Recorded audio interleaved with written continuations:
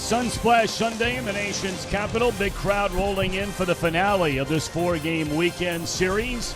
Reds trying to get out of here with a split after dropping the first game and splitting a doubleheader here yesterday. And hi again, everybody, alongside Chris Welsh and Jim Day. I'm Tom Brenneman. Welcome to Reds Baseball.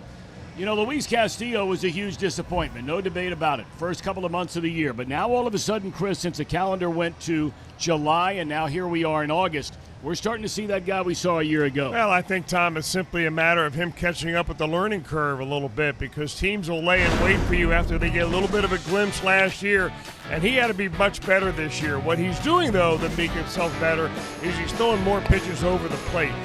He's got one of the best changeups in baseball. Let me repeat that. He has the best changeup in baseball right now as far as left-handers chasing it and coming up empty. And by the way, the Nationals have 6 lefties in their lineup today. And the Nationals will counter with Tanner Roark, their longtime right-hander, in their starting rotation. When we come back, if you weren't with us last night, some interesting things occurring, including Joey Votto getting drilled. You know who's all over that story when it comes to Joey Votto. That's Jim Day.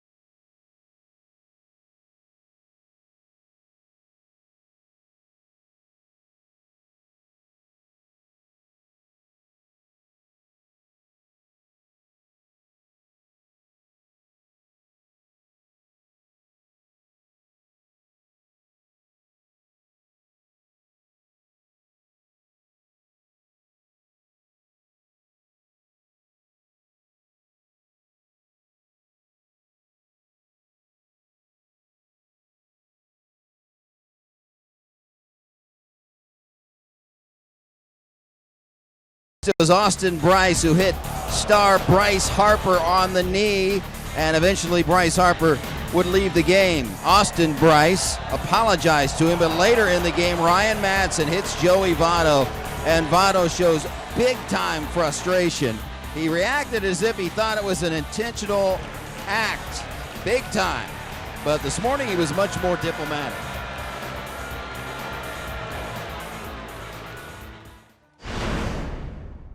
Getting hit is a part of the game. You know, once you step into that box, you accepted that getting hit could very well be a part of the process. And at first base, former Cardinal Matt Adams and Joey Votto got into it, so much so that Matt Adams, after the game, said he said some things he shouldn't have said and apologized to Votto. I asked Joey Votto about that. I was voted the most likable first baseman in baseball. So words are always spoken at first base, and I hang my hat on that. So classic Votto right there, answering it in a way that only Joey Votto would. Now, that was last night. How about today? Will it carry over? We'll find out together as we go upstairs to the guys that will call it, Tom and Chris. All right, Jimbo, thank you very much. Great work as always, and catching up with Joey Votto before the game today. As we speculated last night, we knew you would. So great stuff from Jim Day and Joey Votto, per usual. Chris, real quick, do you think we see any carryover today? Well, there could be, Tom, but remember nowadays carryovers, you're going to get a warning immediately. So the team that hits the batter first is the one that's going to walk away with the advantage, because there'll be no chance for retribution after the first hit by pitch is being made here this afternoon. 90 degrees game time temperature. Strike one from Roark to Jose Peraza, 286 batter. And a ground ball off the chest of Rendon. Kept it in front of him, one away. Let's take a look at Jim Riggleman's starting lineup today. Phillip Ervin coming up in left field, and Scooter Gennett, Eugenio Suarez, and Jason Williams, a good game. Mason Williams out in right field. Tucker Barnhart behind the plate. Joey Votto was going to get a day off all along on this Sunday. He's not hurt from last night, so Dixon at first, Castillo, then Hamilton. Tanner Roark, really one of Major League Baseball's top unheralded pitching performers. He has been a good one for a long time. 8 games over 500 and 132 career starts, an ERA right at 3.5. He's won 13 or more games in each of his seasons as a full-time starter, going back to 2004. But, Chris, it's been a very different Roark up until his last 2 starts this year. Well, he's always been a ball pitcher, a guy that pounds the bottom of the zone, gets ground balls, but nowadays, Tom, there are more and more hitters that are trying to lift that pitch. And earlier this year, he got away from it a little bit. Last couple of starts, he's come back to more sinker slider action, and that's really where Tay is.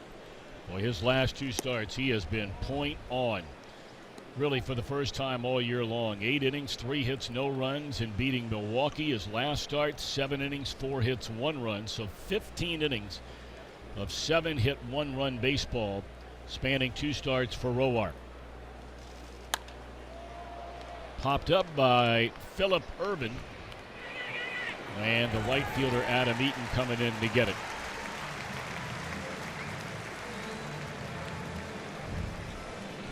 The Nationals on defense, presented by Ford. They'll go with Harper back in center, flanked by Soto and Eaton. Wilmer Defoe started at second last night, giving Turner a day off at short today. Murphy back in there, and again, Wieters behind the plate has started 3 of the 4 games. Harper had to leave the game last night, but right back in there today.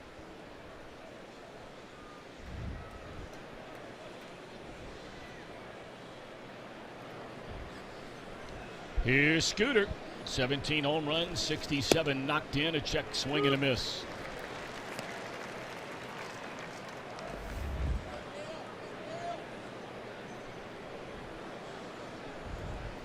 Roark faces the Reds for the 8th time in his career today. A 2.2 ERA, record 3.7 earned run average. Faced him twice in 2017, and the Reds scored 6 runs in 12 innings against him.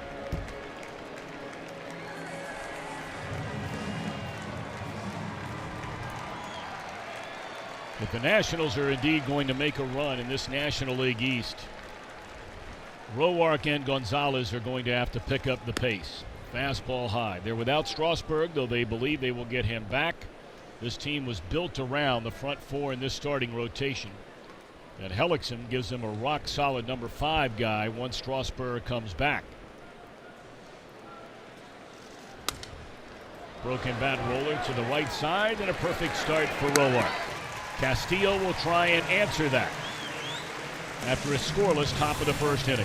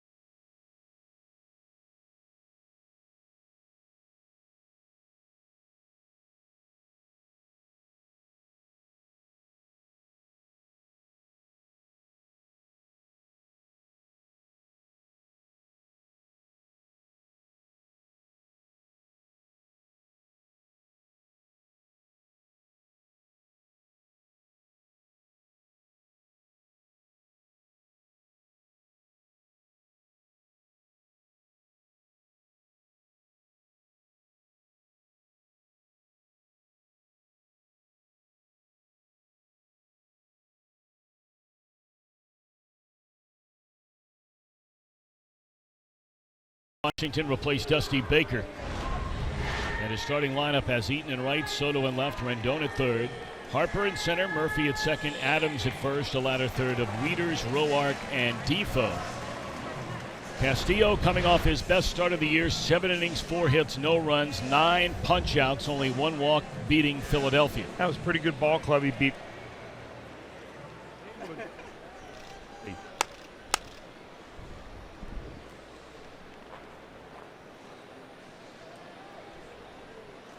In those 7 innings through 102 pitches, the first pitch swung on and dropped foul out of play by Eaton. What made him so good that day, Chris Welsh? You were there on that Sunday afternoon. I understand we're having some technical difficulties. Hearing from Mr. Welsh.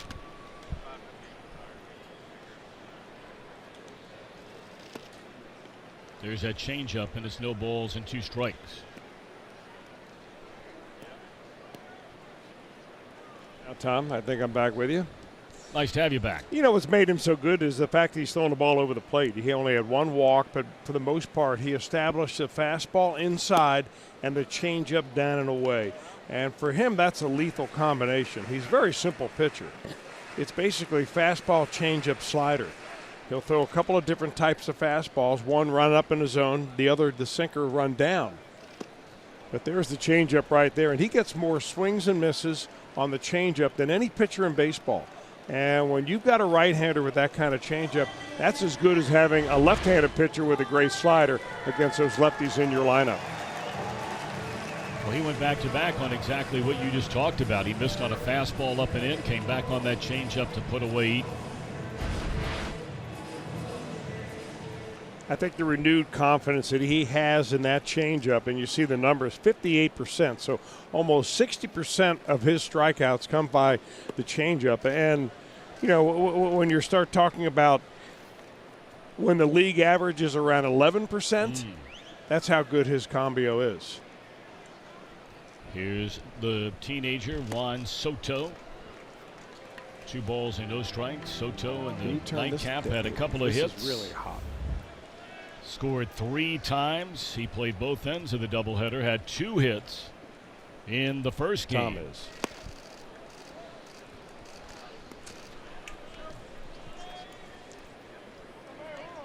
Two balls and 1 strike on Juan Soto.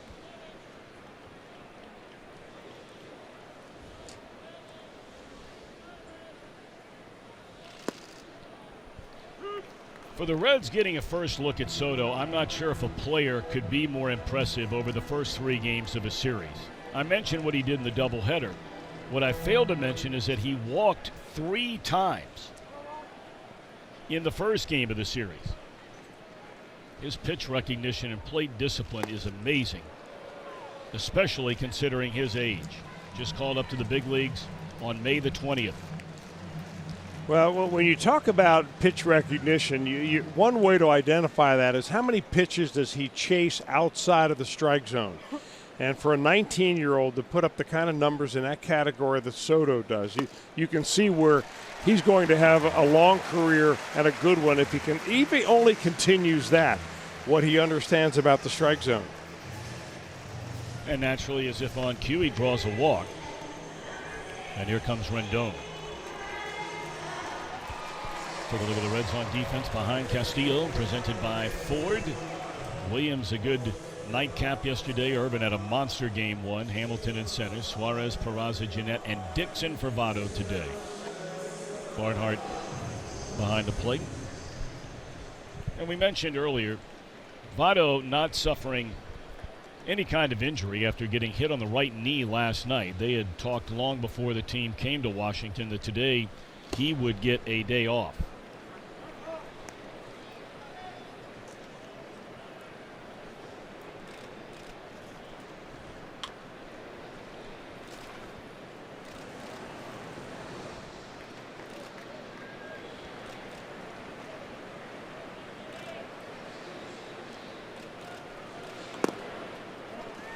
One ball and 1 strike on Rendon, a .288 batter, 55 runs batted in. He knocked in 2 runs on doubles in the nightcap here last night, had a total of 3 hits and 5 at-bats in the game.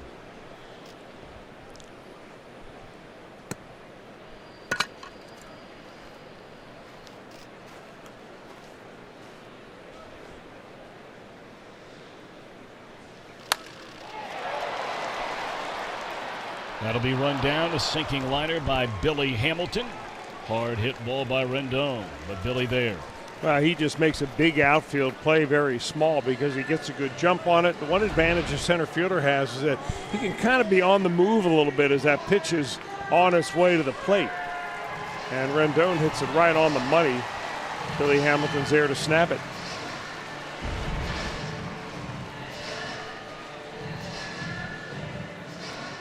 So a 2 away, here's Harper.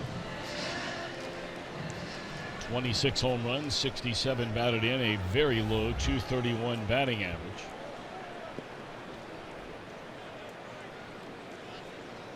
Went 2 for 6, drew a walk in the 2 games yesterday. How about that for Bryce Harper to take a 2-out bunt to kind of keep the line moving? He wasn't able to get that down, though. Reds are giving it to him. They've got the whole infield pulled way around. That's the third baseman Suarez playing almost up the middle as a shortstop. That's something that Matt Adams tried to do earlier this year, and when he squared around a bunt, he moved that hand too far up the bat, and the pitch hit the pinky wrapped around the bat. And he was out for quite some time.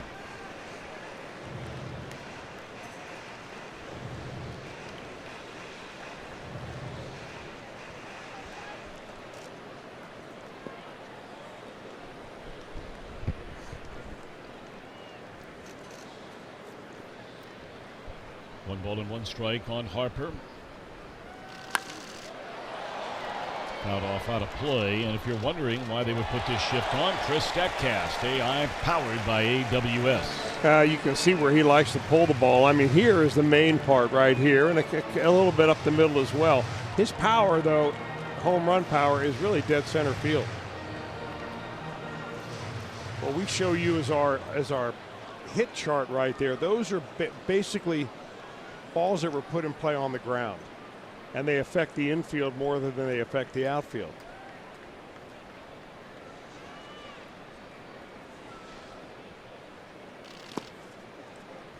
You know, the glaring numbers that jump out at you, if you have the ability to get really inside the analytical numbers with Bryce Harper, is that he swings and misses a ton on pitches, fastballs that are up and away. And I don't know whether he's trying to drive at the dead center field, whether he's a little bit out in front, or whether he doesn't have a good judge of those pitches. That's basically where he pretty much leads the league in that. So if you pitch him up and away, especially with Castillo out there throwing 98 miles an hour. Tried to get him to chase a changeup down and away, and now it'll go to 3 balls and 2 strikes.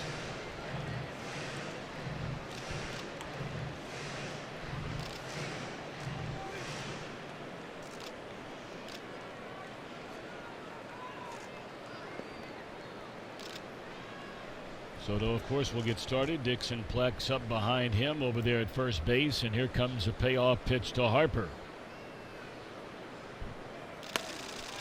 Jam shot pop up, buried him with a fastball at 97, and that's all for the Nationals. 1 walk, 1 left. Harper not happy. Slamming that bat after popping up the fastball.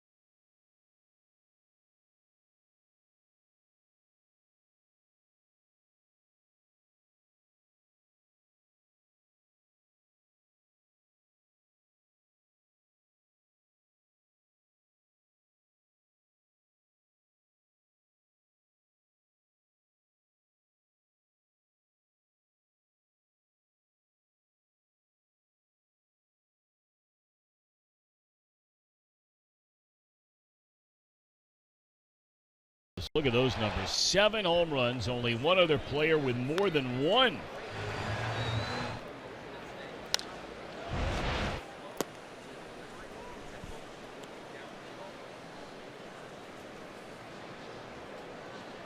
You know, you may be wondering there, you saw the list of players that had one.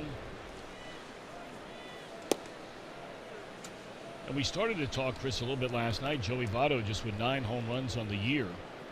He went over a month. Then he hit a home run on July the 9th. He has not hit another since then. And maybe it's not a big deal. I don't know.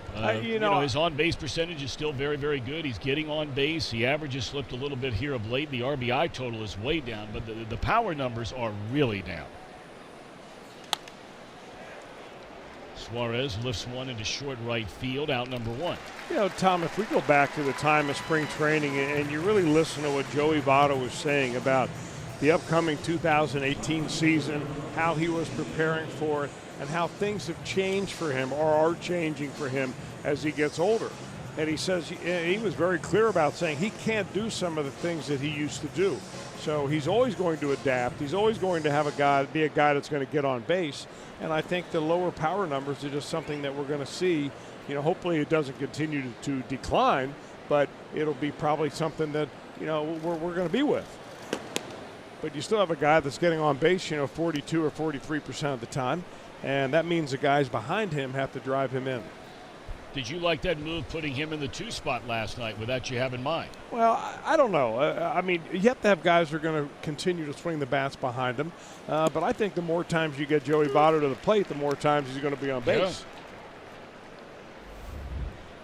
This guy did a nice job last night. Mason Williams started the second game of the doubleheader. Bounced out his first time, then had a double to right center, another double to right center, and a single to left field. Bunts his way on, and you can't roll it out there better than that. Hugging the line and a bunt single by Mason Williams. Well done. You know, it really sets those guys apart who, when they do lay a bunt down, it stays fair and it's a good bunt, is that he's patient in the batter's box. Now, he moved up in the box right there. I thought that's a really smart move. Watch his feet as he comes forward up in the box. That gives him more fair territory with which to work. But he's patient until the ball gets on the ground, and then if you lay it down well enough, you don't even get a throw.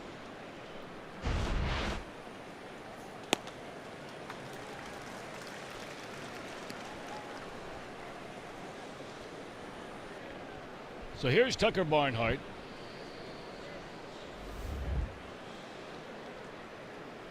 Was thrown out of the game, you may remember, yesterday after that home run by Matt Adams in the 5th inning. Well, you know, Jim Riggleman didn't know anything about what was going on. What happened was that Barnhart thought the umpire missed a 1-0 pitch. And then on the 2-0 pitch, it ended up being a home run. Mm-hmm. And Barnhart said something like, well, that's on you, ump, you know. So they saw them arguing, Riggleman did, and that's when he ran out there. He said, I better get out there before he throws out my catcher. And on the way to the home plate area, Barnhart said, you're too late. He's already thrown me out. Now, we showed that replay. It looked like Barnhart was actually thrown out of the game before the home run ball from Adams actually landed in the stands. Wonder if there's a stat for that. I don't know if I've ever seen it, if that was the case.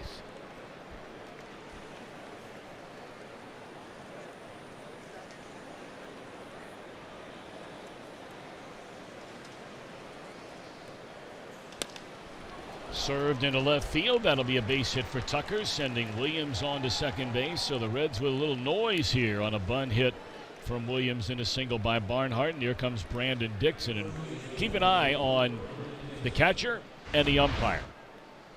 Now the flight of the ball, Harvey's still following the flight of the ball.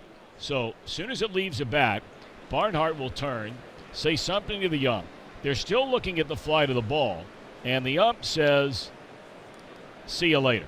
I'm not sure the ball's landed yet. Maybe. Andy Fletcher, the home plate umpire last night, working down at third tonight. This is a big at bat right here for the Reds. and Brandon Dixon. You got the pitcher following you up with 1 out. So Roark feels that if I can get Dixon out right here, I'm going to be out of the inning, even though I've got a couple of runners on, got a couple of base hits back to back.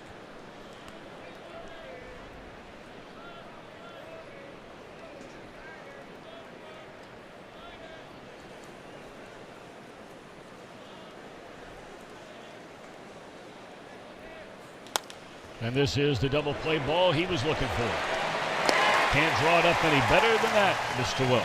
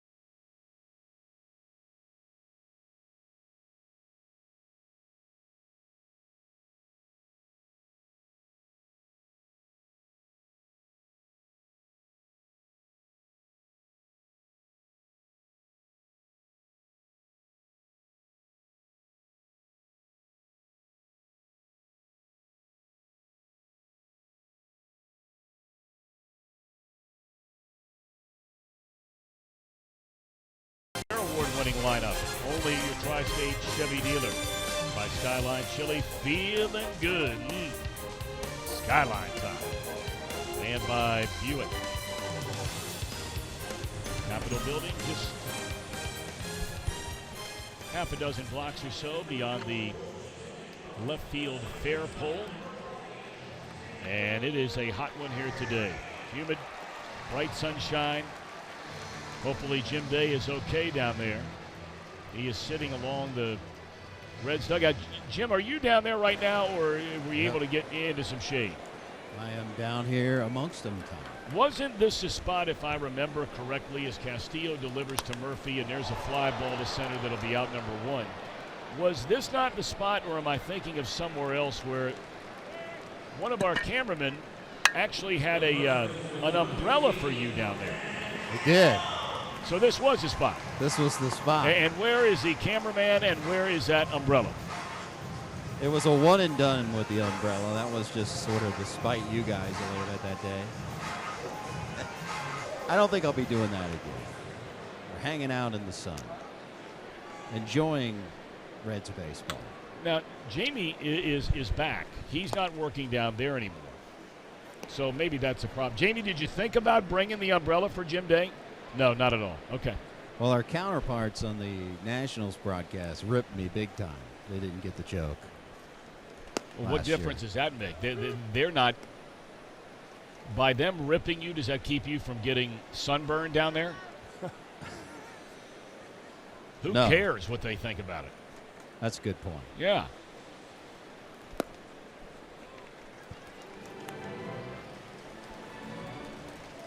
You know, it's like being a catcher or a goalie in say, lacrosse, where, you're getting beat up all the time. When guys start criticizing you, you start taking off the equipment and you hand it to them and say, okay, you get in there now, right? Guys want to rip you, Jim Day, just to tell the Nationals guys, come on down here and sit in the sun for a couple innings. Sound good? Yeah, does that go for you, too? You kind of ripping No, it has nothing to do with me. So next time a guy doesn't get a bunt down. Lined into right, and what a nice play by Williams. Hung up long enough for him to get it. Saved by the line drive.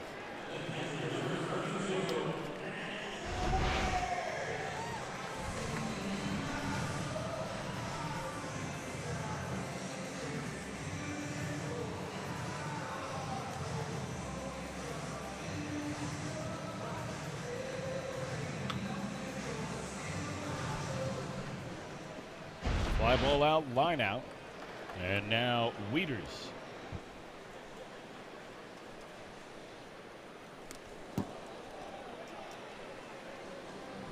Wieters at 195. 3 home runs and 11 runs batted in.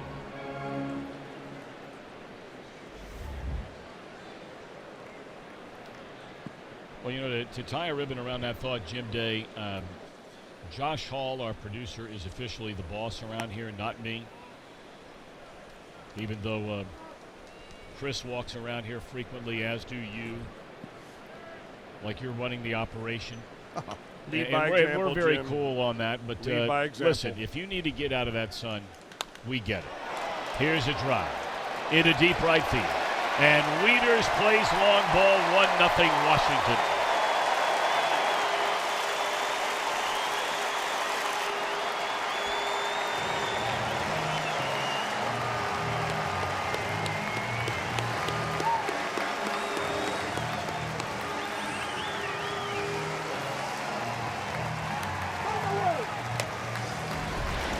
He hits a whole bunch of this one. It was a fastball on the inner third at 97. The Wieters drops the hammer on. You know, he almost hit a home run, a grand slam home run, on the very first night we were in here after an intentional walk to Daniel Murphy. They wanted to get the Wieters at that time batting under 200, and he almost launched one into left center field bleachers that evening.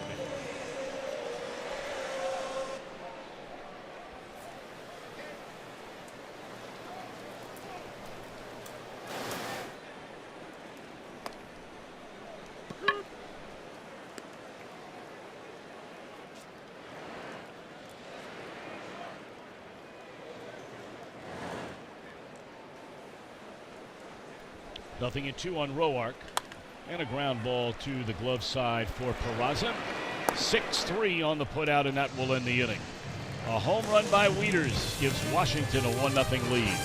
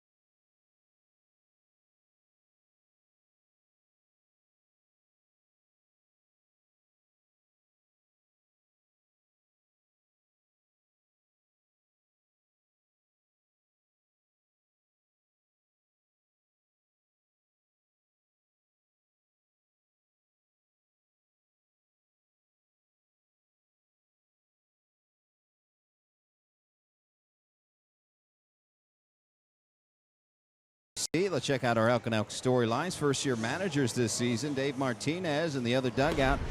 2 games above 500, Mickey Callaway, Alex Cora, former Red Aaron Boone, and Gabe Kapler at 62 and 48. So some first-year skippers are having some pretty good success around the league as we go back upstairs to the Director of Broadcasting, Tom Brenneman.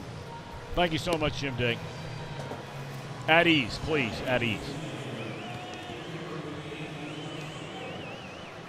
You know, I'm not sure, Chris, there's anything you can read into that about the first-year managers because let's be honest about it. When you're taking over the Yankees and the Red Sox, let's just use 2 of those 5 teams we just put up there, you are being handed a pile of talent.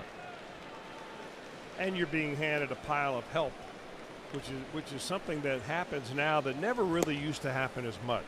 It used to be that a manager was hired and he would be able to bring in 3 or 4 of his own quote-unquote guys that he's known for a long time. Usually it's a pitching coach and at least the bench coach. But nowadays, that's not always the case. A manager may get hired solo, bring in 1 guy, but oh, by the way, we have this analytics department of 25 people here that are going to provide you everything you need to run the game and to make out your lineup. And basically that's what's happened. So in a lot of cases, the manager is there to take care of the clubhouse, to make sure the players are happy, that you're getting, that you're reading the personalities on the ball club. And, secondarily, you run the ball game. So I think the whole role has changed quite a bit. Davey Martinez was handed a pile of talent here for this team. Everybody and his brother felt like the top 3 teams going into the season on paper in the National League would be the Cubs, the Dodgers as reigning National League champions, and then these Washington Nationals in no particular order. Popped up down the line and able to get there is Soto, and Billy Hamilton retired. First 2 gone here in the 3rd. The Mets were not expected to be a really good team, better than they were last year, but that has not turned out to be the case. A lot of injuries once again. And then the last guy on that list certainly fits everything you're describing there, Chris, and Gabe Kapler. I mean, they have everybody on the same page in regard to the analytics there in Philadelphia. He had a rough start, and the fans are ready to rebel really right from the very opening day when he pulled a pitcher with no reason, really seemingly reason to do that, except that the analytics said to pull him. And but they have since jumped on his bandwagon. When you're running up there a top-rate ball club, that's what happens. 0-1 on Peraza. He bounced out to Rendon leading off the game. Little Kind of cue shot. Really, Tom, if you're a free agent manager waiting by your phone out there, there are basically 2 kinds of jobs that come up. One is an awful team that needs a long rebuild. The other is a team like the Nationals, which is right on the edge of winning, and the fan base is also expecting a win. And, if you take the bad job with the bad team, you may buy yourself a few more years. Sure. Right? Because it's going to take a little while to turn this thing around. Whereas over here, if you don't produce in a hurry, they may try somebody else. A bouncing ball to short, and Roark with his 2nd perfect inning of the game. Nationals lead on a Wieters home run, 1-0.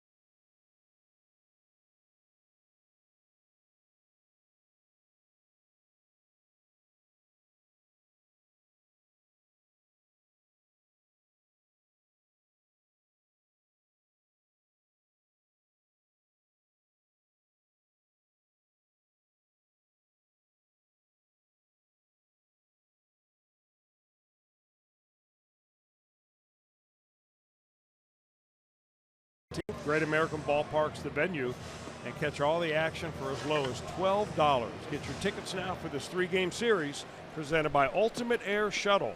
Visit Reds.com. Boy, that Ultimate Air Shuttle is sweet. I hear it is. It is really sweet. Runs out of Lunken Airport. They're adding more and more flights. They must have taken their private plane away from you, and now you're forced to use the Ultimate Air Shuttle. That's precisely what happened. It's That's about 9 years running now. Things are just And tough. it was never mine to begin with. Let's make that very clear. It was never mine to begin with. Nor will there ever be another day where there was anything close to that. So rough. thank God it lasted while it did. It was a good run, as they like to say. You know, a has-been and a wannabe. But that's okay. Get in your mid-50s, you're okay. Swinging a foul ball straight back by Defoe.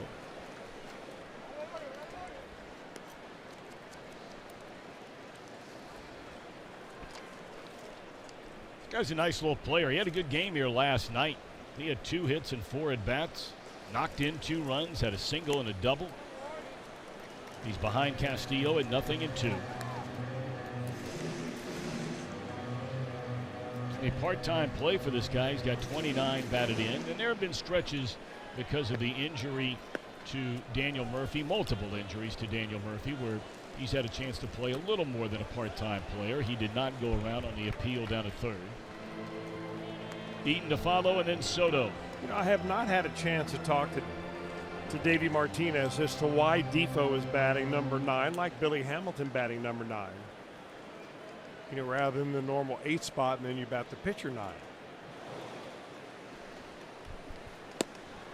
There's that Doesn't swing and a matter. miss. Well, of course, you know, Davey Martinez was a right-hand man of Joe Madden. And Madden did a lot of that. Yeah, he did. Over the years.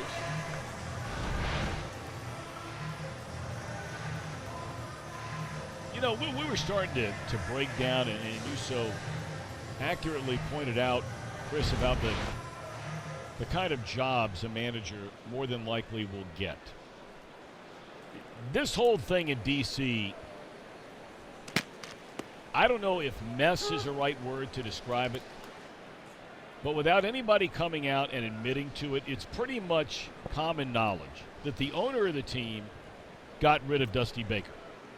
The general manager, who hired Dusty Baker, did not want to get rid of him. But the owner said, that's it. They got to that first round of the playoffs. They had the situation that occurred in the division series against the Cubs. Somebody in the Nationals dugout, nobody in the Nationals dugout knew about a specific rule that could have been changed. It perhaps cost them or led to costing them Game 5, the decisive game in that best-of-5 division series. There's a little roller that's going to go fair, and Barnhart trying to get it there in time. But the runner is safe. Well, Eaton did a good job of making sure that he stayed in that running lane down the first baseline. You know, the temptation is to get on the grass a little bit and block that throw, but this is exactly the play why that rule is in play.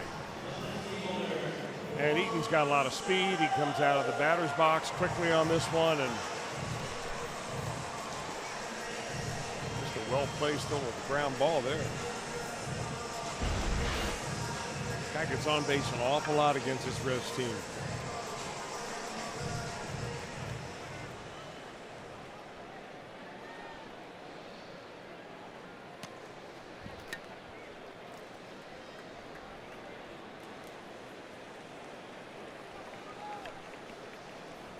So now Juan Soto with Eaton at first, and Eaton can run. Watch this guy on the first pitch. Wow. Imagine that. And the reason I say that is that he's batting like .519, third in the major leagues on the very first pitch. Major league average is .344.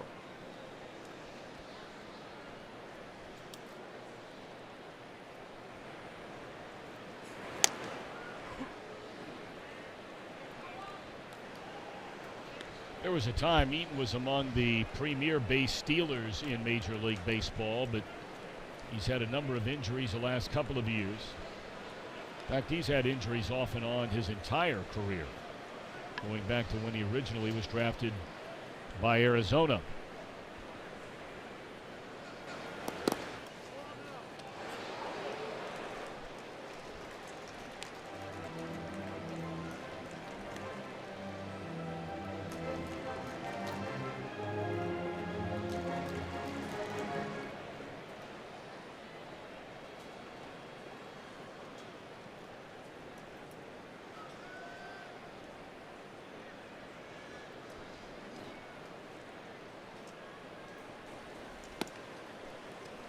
1-2 on Soto, who walked his first time up. You know, Soto has such good plate coverage that the way to pitch to him is not try to go to different parts of the strike zone, but to add and subtract. Put a little bit on it, take a little bit off. And that's really the forte of Luis Castillo. I mean, when he's throwing the ball the way he is today at 97, 98 miles an hour, and you start dropping a changeup in there, 12 miles an hour slower, that's a lot of speed difference that the hitter has to make up. And that's why he gets so many swings and misses on that changeup rather than soft contact on the changeup.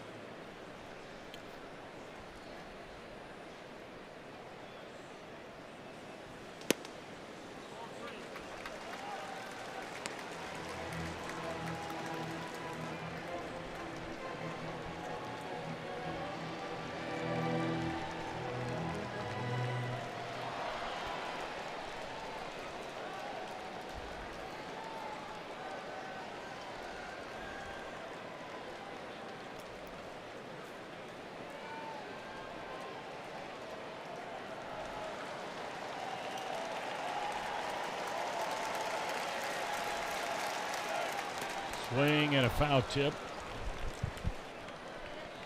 And Eaton was on the move, 3-2. He'll make the U-turn and head on back to first base. Umpire needing a towel down there. The home plate umpire, Jeff Nelson, very hot. Got that mask on.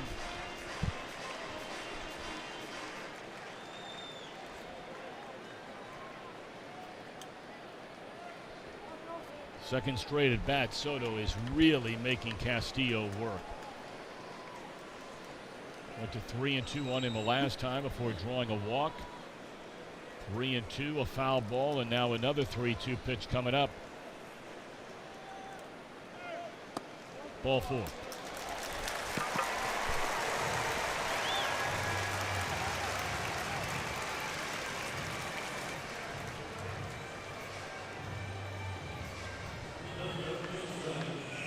That is already the 10th game this season. And remember, he wasn't brought up until May the 20th, where Soto has walked more than once. And that is the most ever by a teenager in a major league season. He's done it twice in the 4-game series here.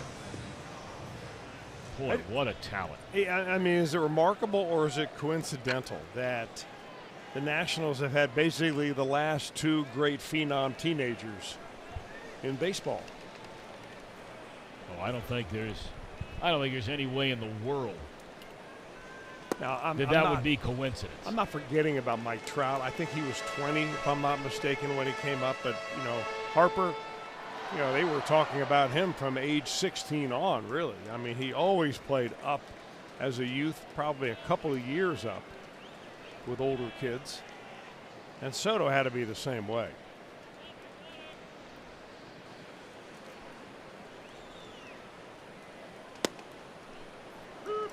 I'm trying to remember, Chris. Ken Griffey Jr. was a teenager when he came up, right? Or had he hit 20 already? Yep. And then, of course, they had shortly thereafter Alex Rodriguez, who couldn't be much beyond 19, 20. He was a high school, both of them high school players. Griffey, of course, out of Moeller High, and Rodriguez grew up down in Miami.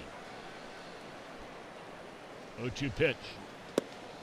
Yeah, Junior was 19 when he came up, and then went to the All-Star game every year until he was 31.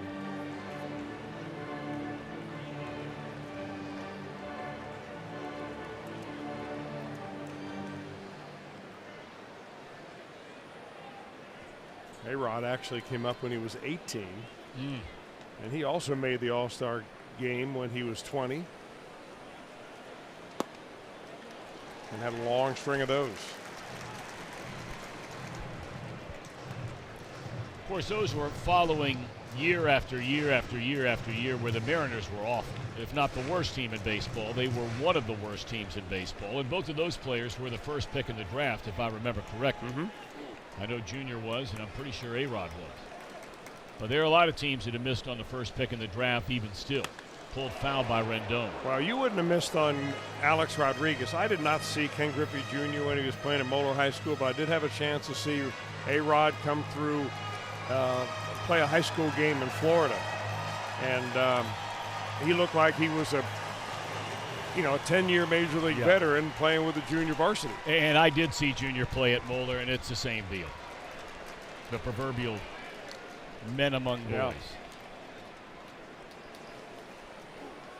2-2 the count. 2 on, 1 out. Slow roller to the right side. Dixon commits to going to get the ball. I'm not sure they'd double up Rendon to throw to third. Not in time. Dixon is not a regular first baseman, so you can pardon him if he's doing some things like that, where that was clearly a ball for the second baseman when it left the bat. Maybe not from his angle. Well, it's not a double play ball anyway, so it really doesn't make any difference. I think he's over there in the vicinity, and sometimes I think when you're playing that far off the bag, you're just taught to go get a ball that you think you can get to. You don't realize that your territory border is only a couple of steps to your right because you've got a second baseman there, something that you get used to after you play more there.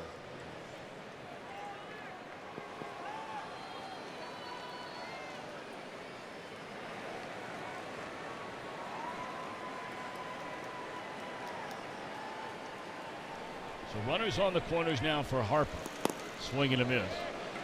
And that's a pitch that Chris talked about earlier that Harper swings and misses at a lot. That fastball up and away, and that was at 97.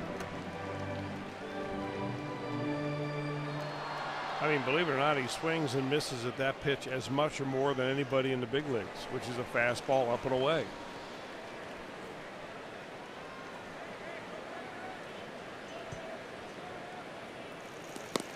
Now, does it mean you throw every pitch fastball up and away? I don't think so. There was the changeup, tried to get him chased a little bit. These pitches are really piling up for Castillo. And the Nationals today, outside of a batter here and a batter there, are really making him work on this hot Sunday afternoon. 55 pitches already in the game. We're in the third inning. Pulled foul.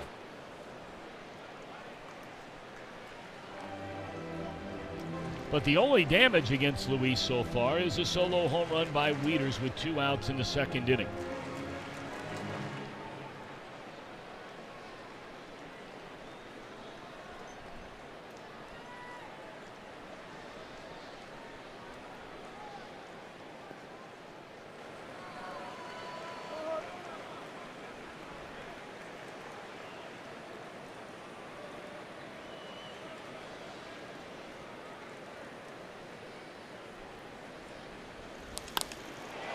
Down the left field line, it'll fall in, a base hit. Urban able to cut it off. That's a good play by Urban out there. But a run-scoring single by Harper makes it 2-0 Washington.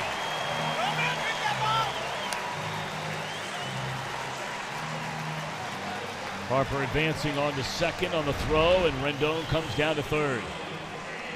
Yeah, he just swings late on this pitch and somehow keeps that ball fair, kind of slicing down the left field line. They had him pinched around a little bit towards left center field, so Phillip Ervin had to come a long way to make sure that ball didn't bang off the pads and give one more run up.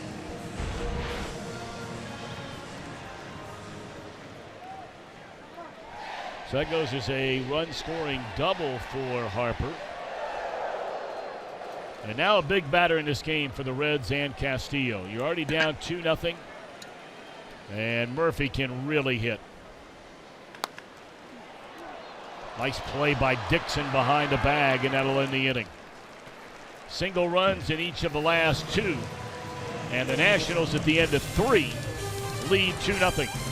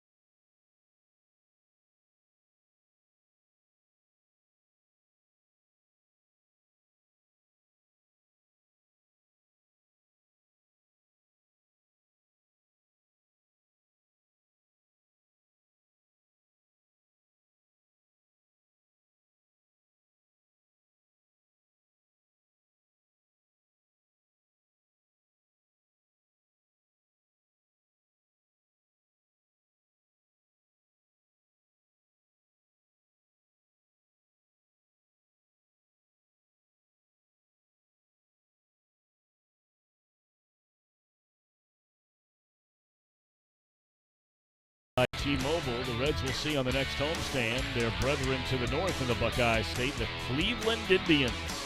Jose Ramirez, number 33. Wow. That's tied for most in Major League Baseball. In fact, over a third of his home runs this year, including that one right there, have come in the first inning. What a big crowd today there on a Sunday in Cleveland, Ohio. Tribe 10 games over 500. Got a complete game from Corey Kluber last night. A whopping 9-game lead over Minnesota. Here the Reds trail 2-0 as they bat in the fourth against Tanner Roark.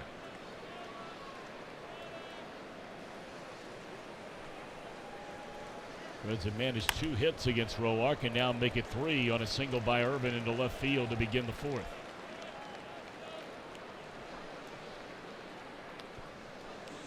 Trying to go up the ladder a little bit on Irvin right here and does not get it very high. Just right about belt high, and Irvin lays out a line drive. He's had some very good at-bats here in the last few games that he's had some playing time. And he will get some more playing time.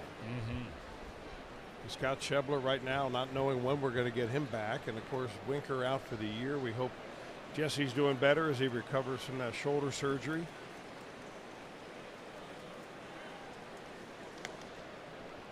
He'll be sleeping in a lazy boy chair for about a month. You've had that surgery. I've been there. And then right after you had it, you got in a car accident, if I remember right. Well, that was, another story.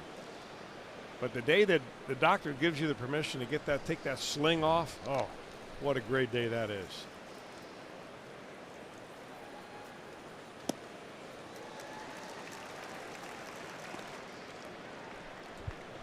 But the shoulder's a long rehab, right? I mean, it takes a lot of time. It does, but it's one of those that if you stay with the program, and of course big leaguers do that now, and I know Jesse will, I mean, you're going to get back to pretty much 100%. Just takes a little while to do that.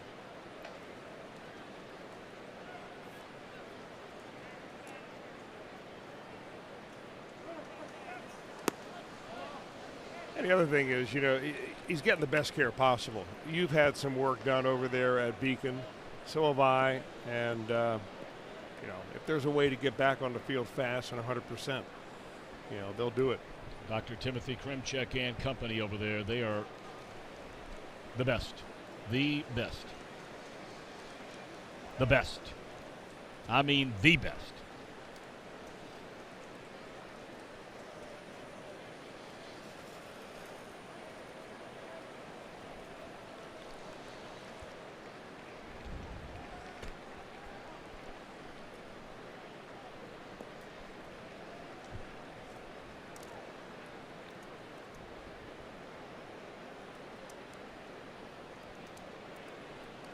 One ball and one strike on Scooter. He bounced out to the second baseman his first time up. 2 balls and a strike facing Roark here in the fourth inning. 2 runs, 3 hits for the Nationals. No runs, 3 hits for Cincinnati.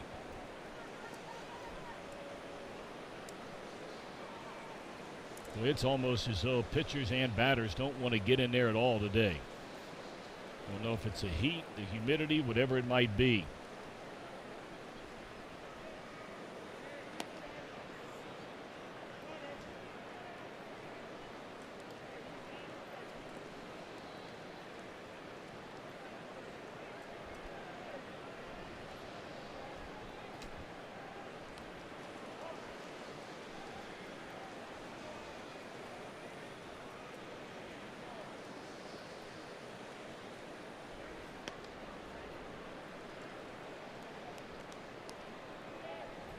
Well, you should suffice it to know if you're Phillip Ervin, at least you're in Tanner Roark's head a little bit. I mean, no pitcher wants to give up a stolen base. Some value it more than others. I don't think he's got a stolen base lead. I think he's just getting a big lead off. And creating that hole on the right side, a bouncer through it by Jeanette, and Ervin will advance 90 feet. Consecutive singles to start the Cincinnati fourth with the heart of the order coming up. Outside pitch, worked over the top of it, but found a hole there with a runner at first base. That's normally where the first baseman plays against Jeanette. So the Reds have something cooking here in the fourth inning.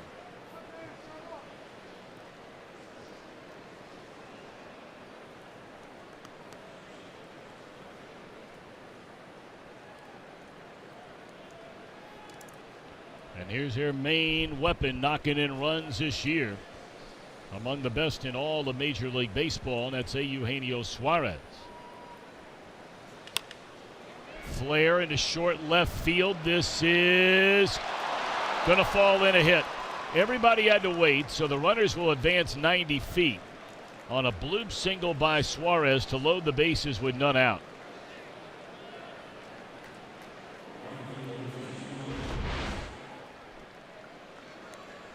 Had a jam shot right there, but the first movement by the left fielder Soto was just back a half a step. So he got a little bit of a slow break, tries to make a snow cone catch right here at the shoe tops.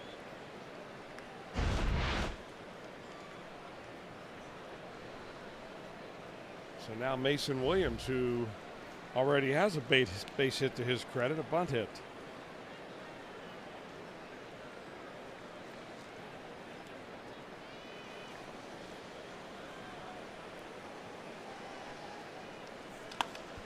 High fly ball down the left field line over near the stands, and unable to get there in time is Soto. It's strike one to Mason Williams. Boy, he's getting his sprints in, isn't he? Sure is.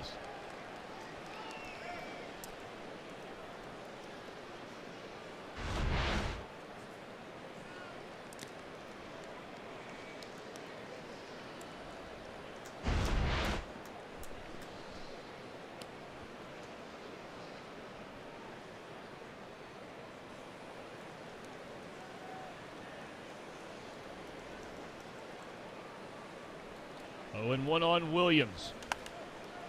Challenged with a fastball high and tight, and is dropped foul and out of play. Well, you can say that really again and again with Roark here this afternoon. I mean, there's not a lot of trickster stuff going on here. It's basically fastball four-seamer or fastball two-seamer. A little bit of a slider. His uptick in that usage this year.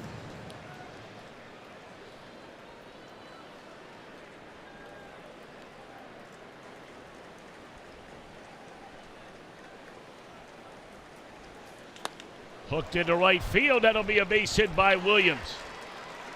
And here comes a throw to the plate, not going to be in time. Irvin had to make sure that ball wasn't going to be caught. So 4 straight singles. The Reds are on the board. Williams, his second hit already after a 3-hit game in the nightcap yesterday, and they're still loaded with none out. Well, right after I mentioned that Roark has thrown very few breaking pitches, there he is. Drops a curveball on Williams, and he hangs right back there and puts a good swing on it. Boy, a couple of doubles yesterday, an RBI base hit today. A couple of doubles and a single for Williams yesterday. He is on some kind of offensive roll here. Sure is. Derek Lilliquist, longtime pitching coach of the Cardinals. So nice to see that, you know, the guys get called up out of the minor leagues. They get a little playing time. They're able to chip in and do some things, and it just makes them feel like they're part of the team, that they're actually here to contribute rather than just here to take up space.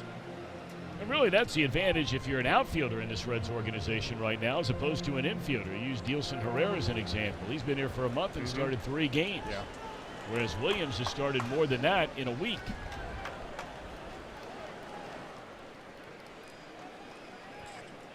Two 2-1 game. And now it's Barnhart with the bases juiced and none out.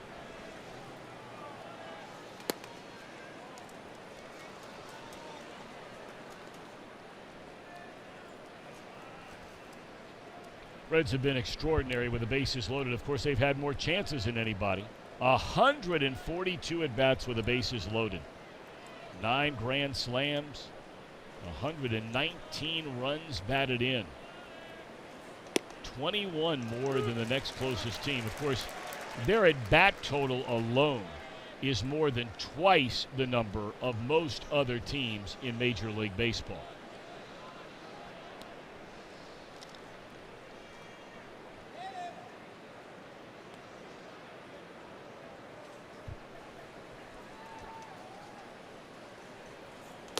2-1 on Tucker.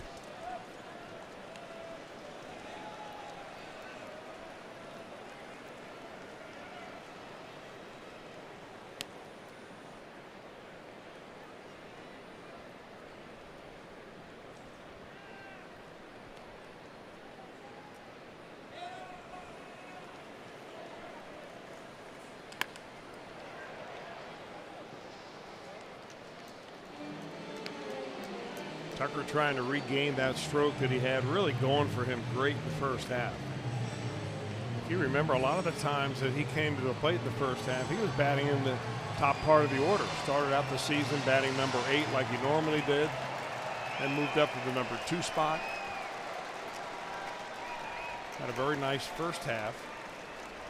He batted around 250. Now he's down around the 200 mark here since then. Infield fly rule here. This will be out number 1.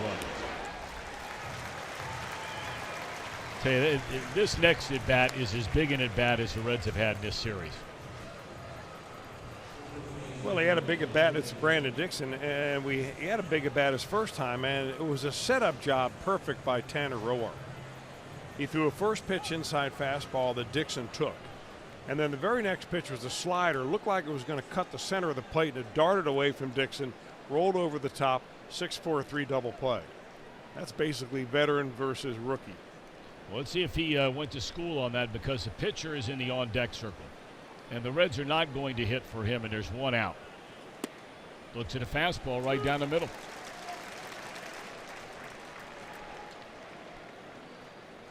So let's see if he comes back again with that slider.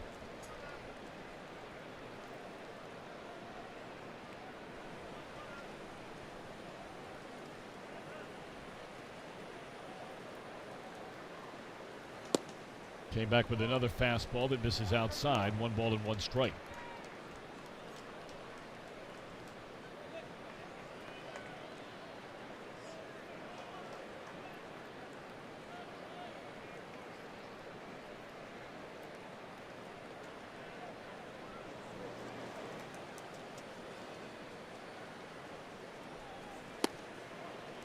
Well, that's another fastball center cut in this at bat with a pitcher in the on-deck circle. Yeah, you never really know until you get in the batter's box. Some guys read the pitcher's release point better than others. There might be something about Roark that, you know, the first few pitches that he has seen here, Dixon, he just doesn't pick up.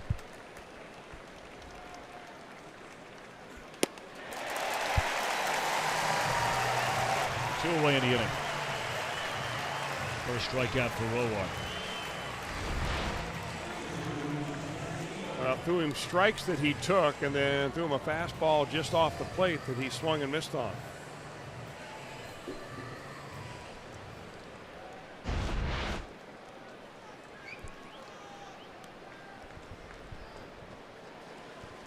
Castillo has 5 hits and 39 at bats and looks at strike 1. The Reds had 4 hits to start this inning, leading to a run.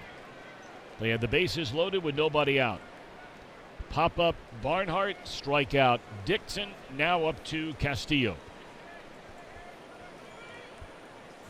0-2.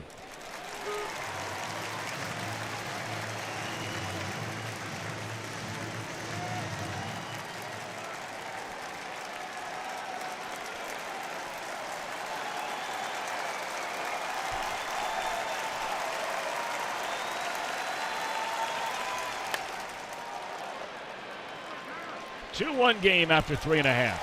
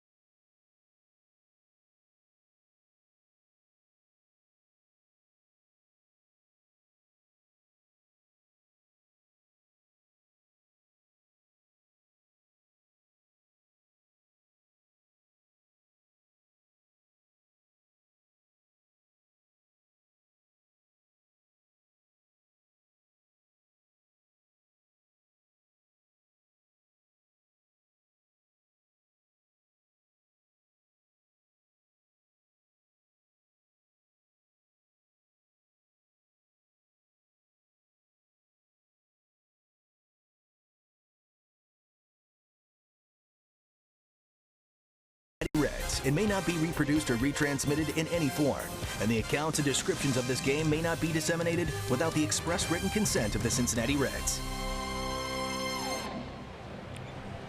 MLB.TV now available at a lower price for $82.99. Watch every out-of-market regular season game live or on demand. Visit MLB.TV and take advantage of this very special offer. Reds get a run, trail 2-1 as the Nationals come to bat against Luis Castillo, last of the fourth inning. Matt Adams, Matt Wieters, Tanner Roark, the scheduled trio for Davey Martinez's team.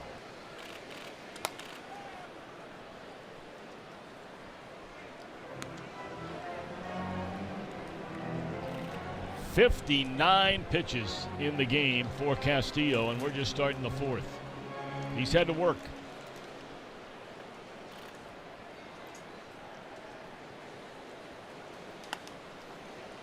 Now, this is the part of the order, Tom, that, you know, a pitcher can't be the same pitcher the entire game unless you're just having one of those days where your stuff is working and you're basically getting outs at will.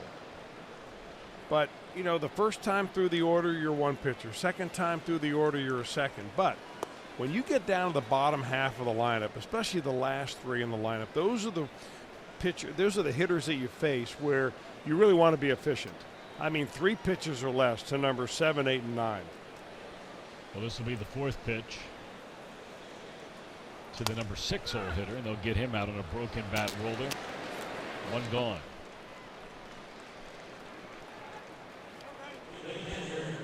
Coming up later on, brought to you by Miller Lite, we'll have our whole true moment. Really want to thank our crew here in Washington, D.C. They've done a great job. Been pretty warm here, had the double header, very, very long day for our entire crew, and we certainly thank them very much. Done a great job.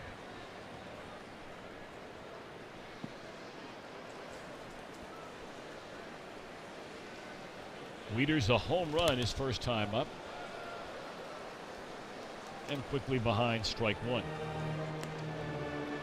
It's been back-to-back really tough years for Wieters, staying healthy, lack of production. A lot of people thought the Nationals might try and make a move in that area. They let a good one go a couple of years ago.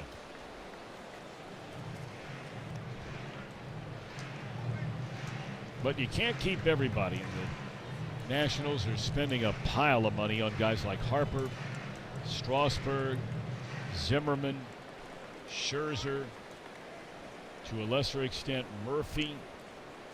Roark's making a lot of cash. Now, Wieters is a 5-time All-Star. In fact, he was an All-Star in 2016. There's Max Scherzer. And he really does it because of what he does behind the plate. He's a switch hitter. He's a guy that at one time was banging 22, 23 home runs a year. But his power has dropped off, and his batting average, you know, a lifetime 250 hitter, he's right down around the 195 mark right now.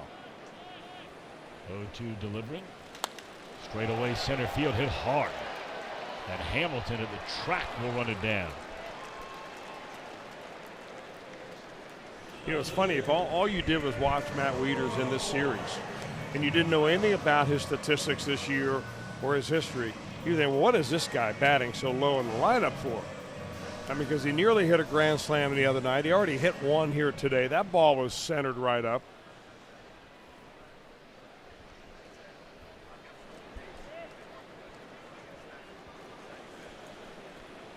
Now the pitcher, Roark, try to make quick work of him. There's a strike. Roark grounded out to the shortstop, Peraza.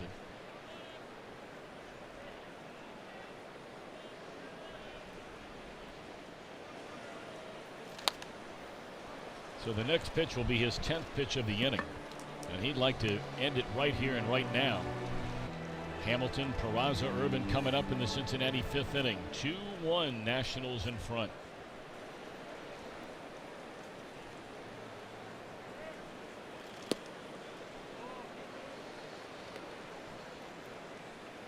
Now, Roark can hit.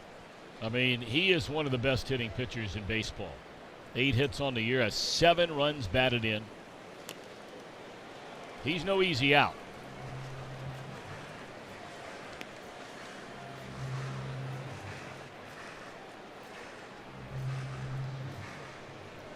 I don't think anyone's better than that guy.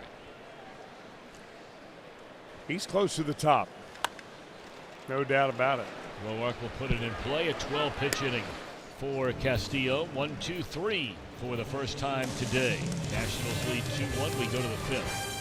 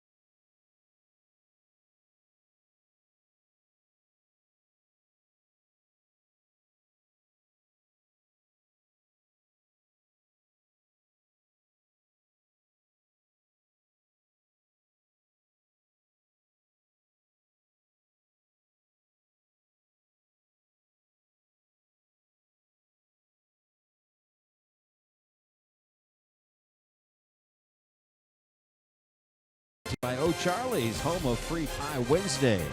By your local Ford dealer, Ford Go Further. And by Cincinnati Children's, ranking number 2 in the nation now by U.S. News and World Report. Let's check out this day in MLB history, brought to you by Geico. 2006, Trevor Hoffman becomes the first Major League reliever to record 30 saves in 11 different seasons. He was, of course, inducted into the National Baseball Hall of Fame this season. Ended up second all-time in saves, 601. Finished second in the Cy Young twice, and a 7-time All-Star. Boy, just to think that the Reds had him as an infielder. Yep. And when the Marlins came into the league and they had the draft, you know, the expansion draft, the Reds left him unprotected against the wishes of Gene Bennett, a couple of other scouts saying, please don't let this guy unprotected. And he ended up getting picked up by them and then traded over to the Padres, where he made his mark as one of the best closers of all time. What a changeup he had. And a top shelf guy, too. Yeah. I mean, very humble and went about his business, and year after year, most years outside of the one big year that, you know, the Padres had, where they went on to the World Series. They got swept by the Yankees in that World Series.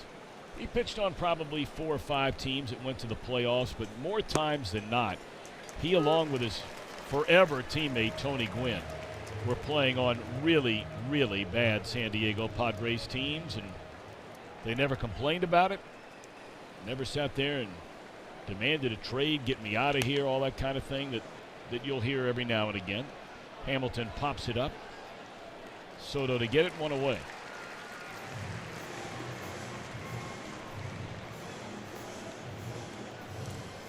I think that was 1998, yeah, when the Padres advanced on to the World Series, got beat by the New York Yankees.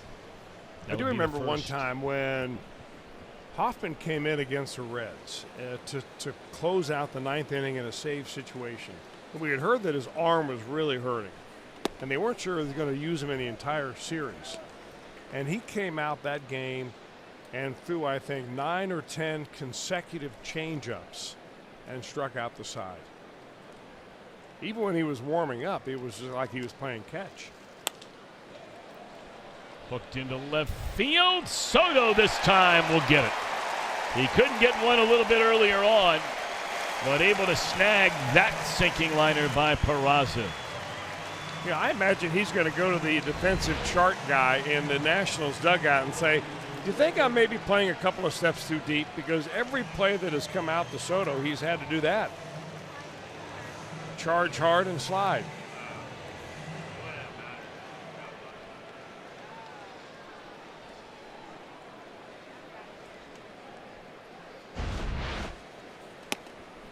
So now Irvin, he singled into left field, scored the only Reds run. We're in the 5th inning, 2 outs, nobody on. Nationals a 2-1 lead in the final game of 4 in D.C. this weekend. The Reds are, for the first time, not flying to New York City after the game. They are taking a train to New York City after the game today. Good old-fashioned baseball there, Tom. Windows open, I'm sure. Really? Well, isn't that the way the old steam trains operate I'm not so nowadays? sure it works that way anymore. I could be wrong. I don't know. I haven't taken that train. I was talking to a fella in the elevator at our hotel yesterday who takes that train regularly back and forth as part of his job from New York to Washington, D.C., and he said it's great. That would be a cool trip. I'm jealous of you guys for making that one today. That's strike 3.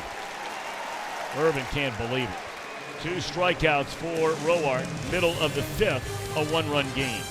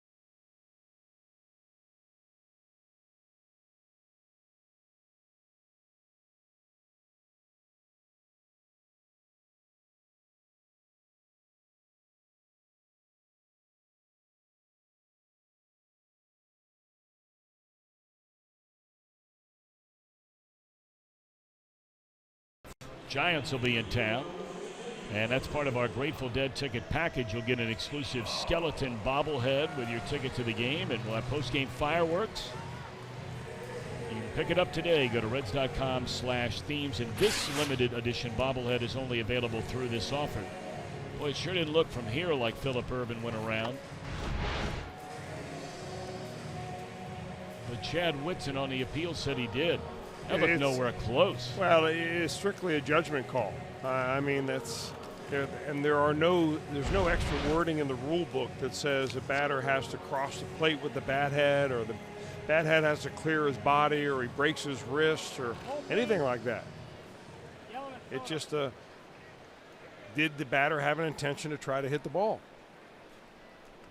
I wonder if that was a conversation that the home plate umpire was just having with Jim Riggleman. Well, in between innings, and I don't know, don't have any idea, and to speculate on it is a complete waste of time, but the facts only, the home plate umpire, Jeff Nelson, who's also the crew chief, went over and spoke with Jim Riggleman and Dave Martinez in between innings.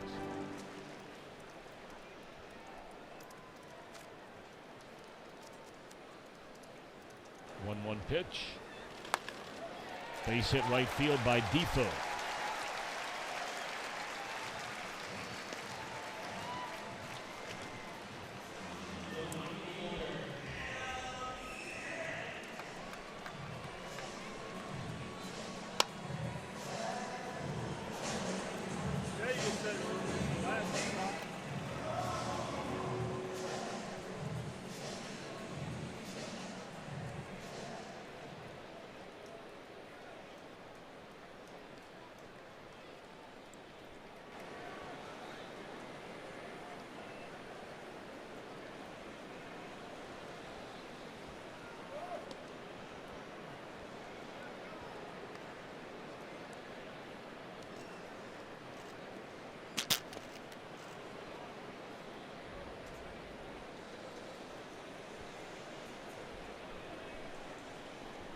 Top of the order, so this marks a third go-round through this Nationals lineup for Castillo. And with his pitch count running up so high so early in this game, Jim Riggleman will get his bullpen started. It's also very hot out here.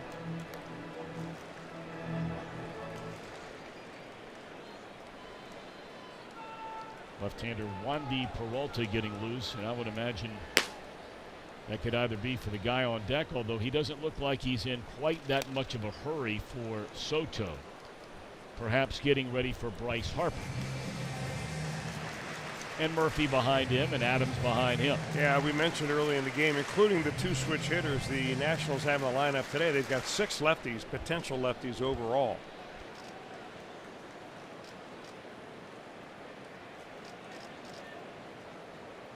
I'm not so sure that Riggleman is in a hurry to go get Castillo. Although what they've noticed with Luis is that when it starts to go bad, it can go in a hurry. And it's like that with a lot of young pitchers that are still trying to figure out how to, get the hang of damage control.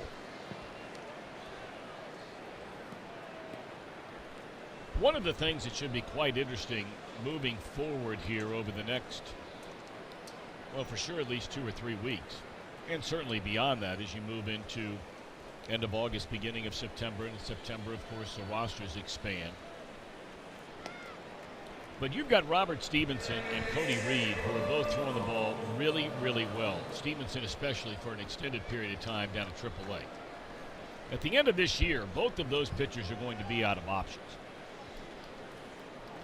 Matt Harvey is a free agent at the end of the year. Dick Krall has already gone on record, and Dick Williams is saying that Harvey's situation will have 0 impact on Stevenson or Reed. They'll get one, and that's all they'll get as Eaton scoots up the line pretty well. But, Chris, I guess the old rock and a hard place, and we've talked about it. I mean, Reed and Stevenson have been given their chances. No one can ever say they've not been given a chance. Well, maybe they but won't. Ultimately, you're going to have to make a decision on both of them, okay, going forward. That's number one. And one thing that you and I have talked about all the time, it is very hard to evaluate players and pitchers, A, in spring training, and B, in the month of September. And it looks like that's when you're going to see those two guys in the big leagues, and what are you going to be able to draw from that? Also hard to evaluate when in the minor leagues because there's such a huge difference in talent between AAA and the major leagues. There's a double play ball. There's a double play ball indeed off the bat of Nice going. We'll get back to that in a minute. I know Chris has very strong opinions on this topic. You'll want to hear those.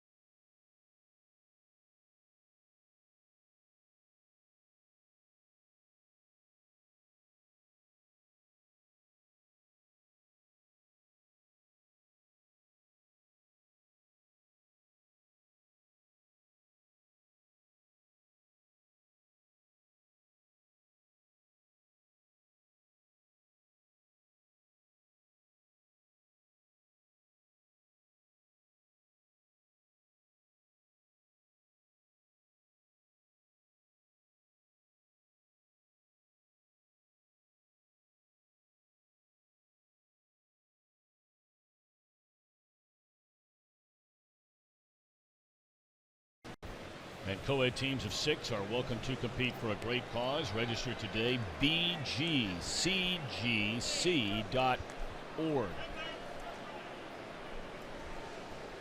Reds bat in the 6th inning against Tanner Roark. Reds have out-hit them 6-4. Nationals have outscored them 2-1. Jeanette 1 of 2, a single his last time up. Strike 1.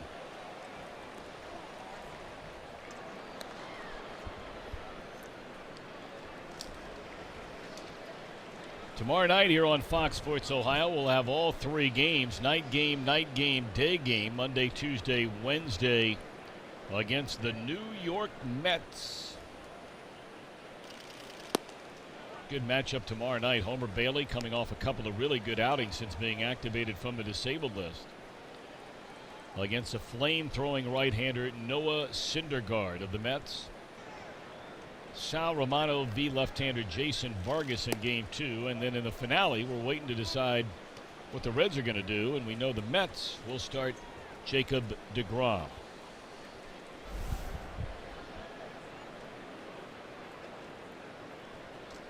Mets and Braves are at it again today.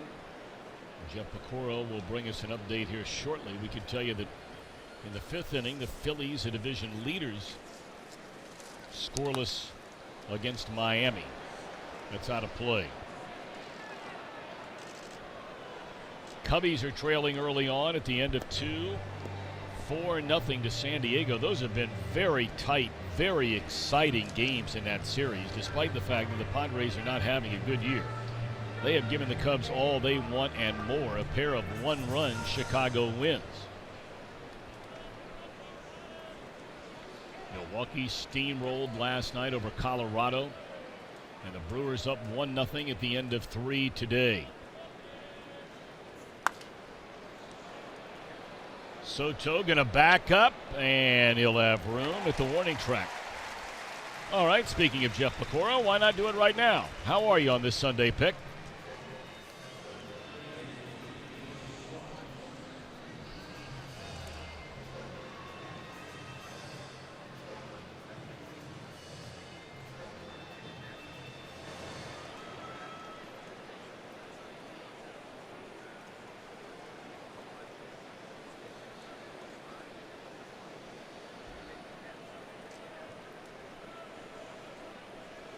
Alrighty, thank you very much, Pick. Going into play today after all the action last night. Philadelphia a half game better than Atlanta. All 3 of the top teams in that division on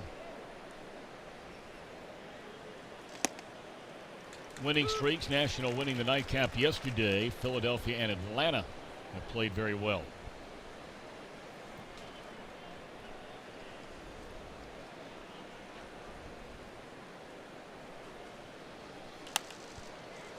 Back up through the middle and into center field. A base hit for Suarez. His second base hit in 3 at-bats. Now, the second time he's been jammed with a pitch, but strong enough to get the ball into the outfield. And a lot of people say, well, what do you mean strong enough? There are bigger, stronger guys around than Eugenio Suarez. I think it's a bat speed that he creates. He starts his swing with his feet, and by the time he makes contact there, even though the ball is in on the trademark of the bat, he's got full speed going on, and that's able to kind of muscle it into the outfield.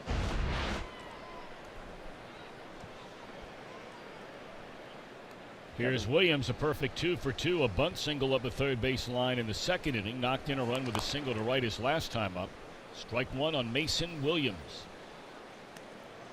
Playing in his 9th game as a Red. Already has 11 hits and 27 at-bats, including a home run, 4 knocked in, and a couple of doubles. Well, you know the affinity, and we've talked about it, that Jim Riggleman has for left-handed hitters. One reason why the Reds wanted to get Preston Tucker from the Atlanta Braves in that deal that sent Adam Duvall down there. He's a left-handed hitter. Williams is a left-handed hitter.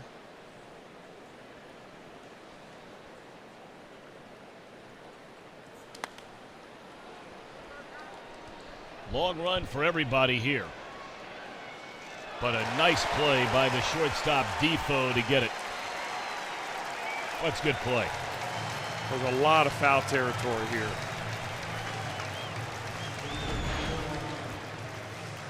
And look how hard he's running for as long as he was running, and he's really not even anywhere near the fence. Good pursuit on a day where it's nice and sunny. You look up when you take your eye off the ball to see where you are. You look back up, you may catch nothing but a big bright spot of the sun. And he has those old school flip down shades. We talk about those all the time, where you actually get to use them. So the ones that sit on the bill of your cap. Then you lose the ball in the sun while they're on your cap.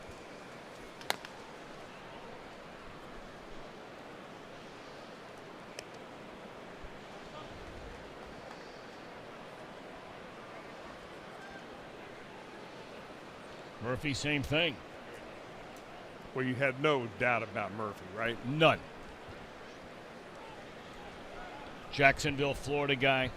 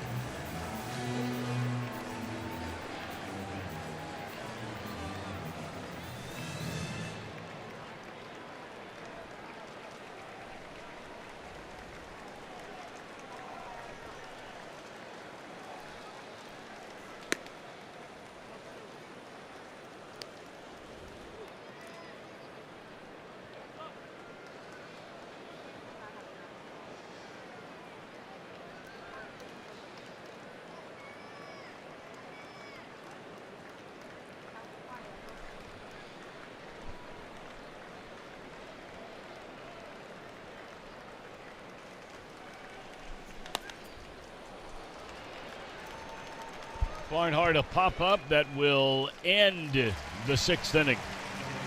One hit, one left. Reds have stranded 5. They're down by a run.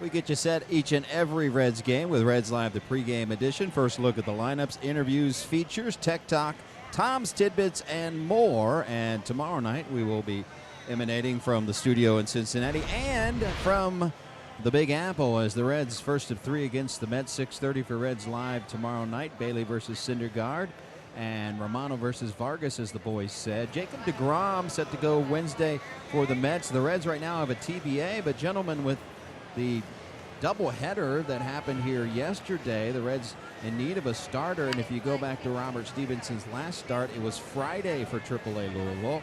So Wednesday would be his day to pitch, would be an excellent time to put him in because they need a guy that day. Well, that brings us right back to Chris. We were starting to talk about an inning ago, and I failed to come back to you to hear your opinion on,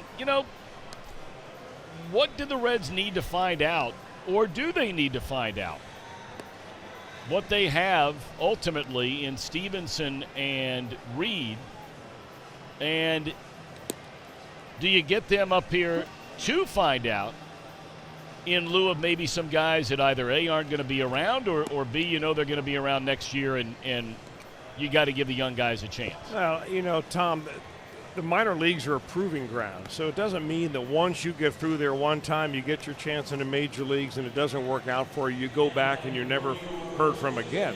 You go back down there, you work on the things that you need to work on, and then you keep coming back.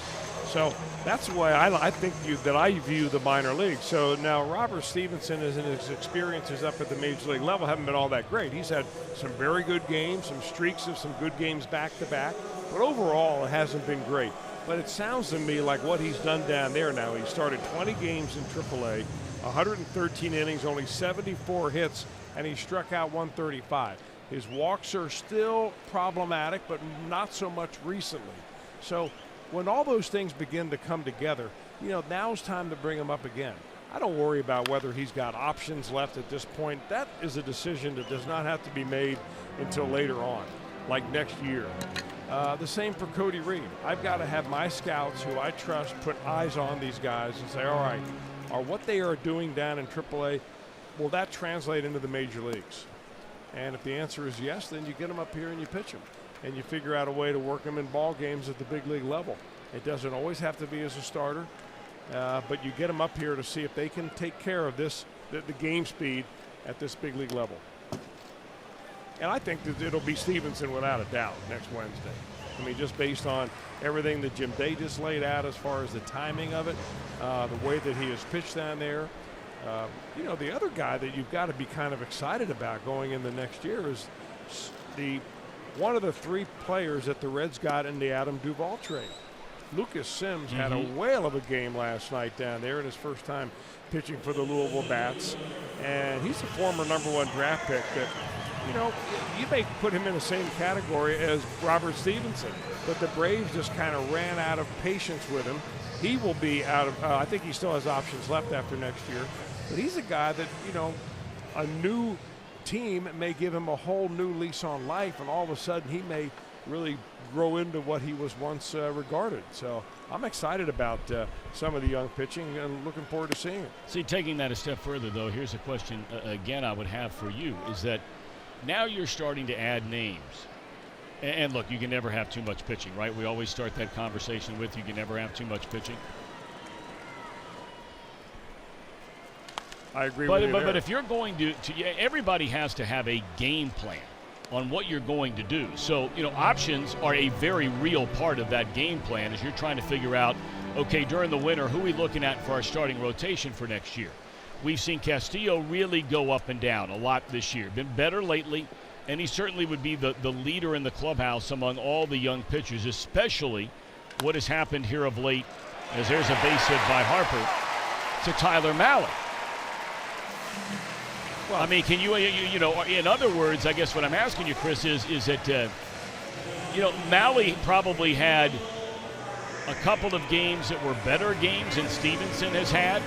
He had the one good stretch in June this year. But when you're evaluating the guys that you're looking at to be in your starting rotation next year, would Tyler Mahle be ahead of Robert Stevenson? No, I'm not making that decision now in August. I mean, well, I've got 2 months left of the season, and I can look at these guys. I think for a while there, Mahle was ahead of Castillo, right? Sure. So at the beginning of the year, so now all of a sudden you're saying, well, Castillo's ahead of Mahle. Well, yeah, based on recent performance, yes. But, keep in mind the ages of experience, how much time the guy's been in the big leagues, what you think their top side is. What have they done down there to make themselves better? How does that translate to big? That's why you need scouts. And that's why you have to have solid evaluators that can give you an objective opinion of your own players. Lined into right field, and trouble of brewing here, and Jim Riggleman's ahead of the curve on it already after the strikeout of Rendon. All of a sudden now Castillo has given up back-to-back hits. He has once again Wandy Peralta ready in the bullpen. And here comes Riggleman, and that's it for Castillo. 5 1/3 innings. So far, 2 runs. He has given up 6 base hits. Struck out only 3 today. The Nationals really made him work out there on the mound, and he walked 2.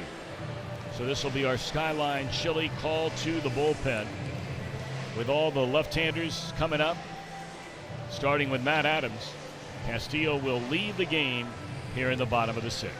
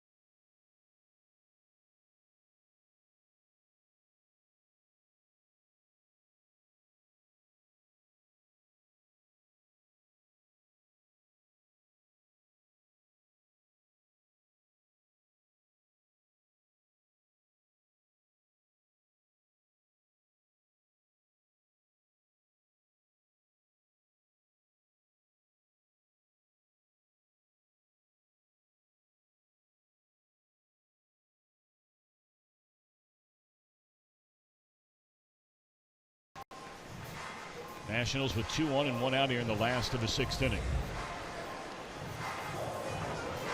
Castillo did not want to come out of the ball game. In fact, the body language that he showed when he saw Jim Riggleman coming to get him, he was very disappointed. Even when Riggleman came out to the mound, he kind of held the ball close to his chest, you know, in a funny way, saying, hey, I really don't want to come out here. But Riggleman has seen it happen in this inning a lot for some of the young Reds pitchers. Peralta needs to buckle down here and keep this a very close game. Facing the left-hander Adams, and it's in there, strike 1.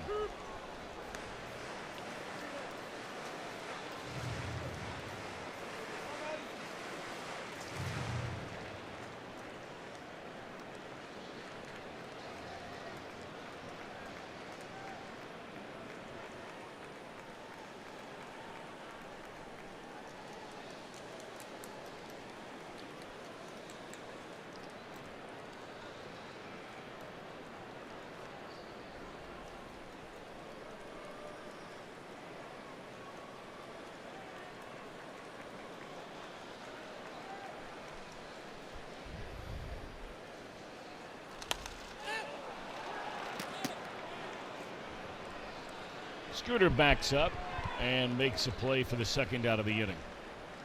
Also an infield fly, even though he went into shallow center field. You know, a little known fact about the infield fly, Tom, is that an outfielder can catch an infield fly as long as it's with reasonable effort that an infielder could also be there to make the catch. So in that case, Billy Hamilton could have called him off and it would still have been an infield fly. Reds have Michael Lorenzen throwing in their bullpen. Here's Wieters, a switch hitter. He hit a home run to right field back in the 2nd inning, lined out to the warning track. caught by Hamilton in the fourth.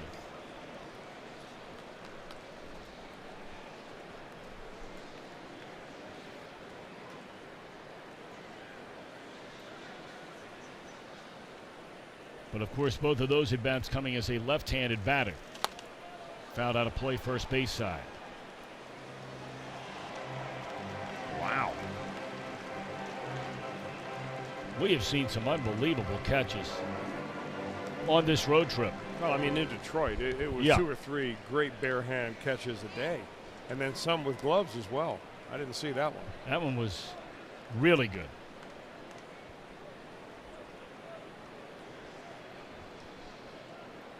One ball, one strike. Now 1 ball, 2 strikes. Nice fastball there by Peralta at 97, just kind of going up the ladder on Wieters. This guy, young man, has so much talent. He's got to get him to a point where he can throw the ball into the vicinity where he's aiming.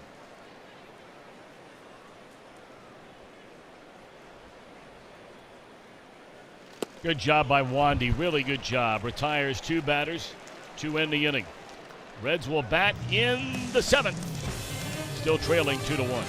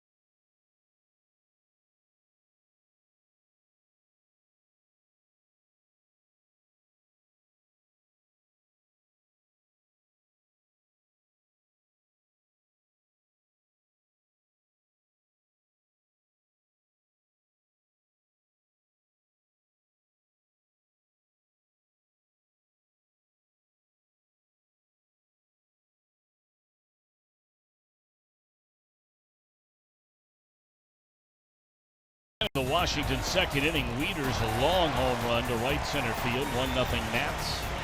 It would make it 2-0 on a Bryce Harper base hit. A double down the left field line, but Castillo able to get out of a second and third and 2-out jam to keep it a 2-0 game. Reds would get 1 back. On a Mason Williams base hit into right, but the Reds had the bases loaded after that hit with nobody out. And Roark would get the job done, retiring Barnhart on a pop-up, Dixon on a strikeout, and Castillo on a fly ball.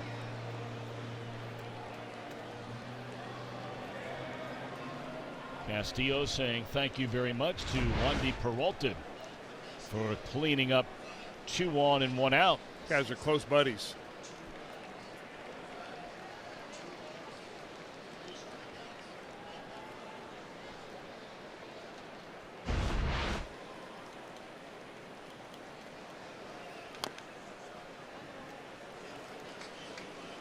But it always worked that way. The first couple of at-bats for Brandon Dixon, he looked at 2 fastballs, not down the middle, but, I mean, hittable pitches in at-bat number 1 and then at-bat number 2. Comes up at-bat number 3, looking for first pitch fastball, gets first pitch slider.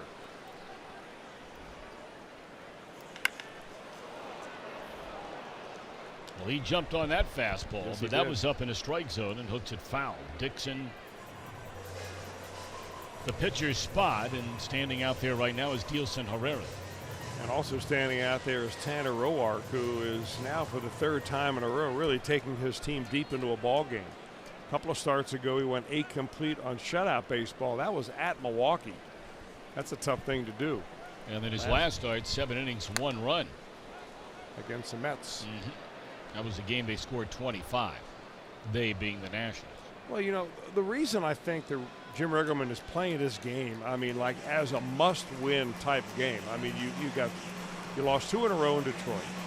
You know, you have a chance to split the series here. If you don't do that, you lose 3 out of 4. Now you've lost 5 out of 6 on a road trip, in which you're going to face Noah Syndergaard and then Jacob deGrom on Wednesday against a pitcher that you have yet to announce. And right now, deGrom is about as good as they get anywhere in the major leagues this side of Chris Sale. And maybe even better than Sale. Just getting 0 run support. Tapper down to third.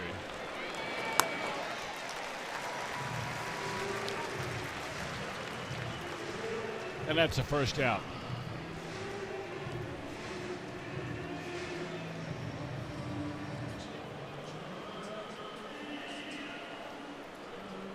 That's what we're talking about. You tack on the 8 innings, no runs, 7 innings, 1 run, and now pitching into the 7th inning today. His last 21 frames. Look at the strikeouts. 20 against 1 walk. He's not walked a batter today. The strikeouts are the sexy part. The walks and the lack of are where you win the ball games. Of course, if you're a fantasy league player, the strikeouts mean something. And to some scouts, they do. But he doesn't pitch himself out of a lot of trouble because he doesn't pitch himself into a lot of trouble with bases on balls. At least not recently. Had a couple of starts early in the year, Roark did, where he walked 4, he walked 5. 2 or 3 every 5 or 6 innings is very common. All of a sudden he turned that faucet off.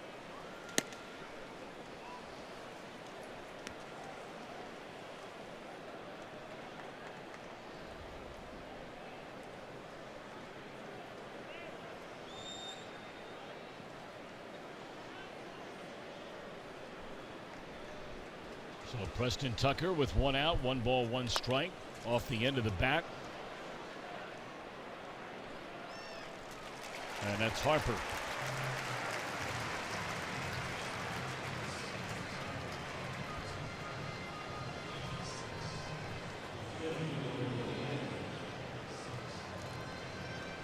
A little better than 33,000 on hand here today. Thought maybe it would be a little better than last night. Turns out that's not the case.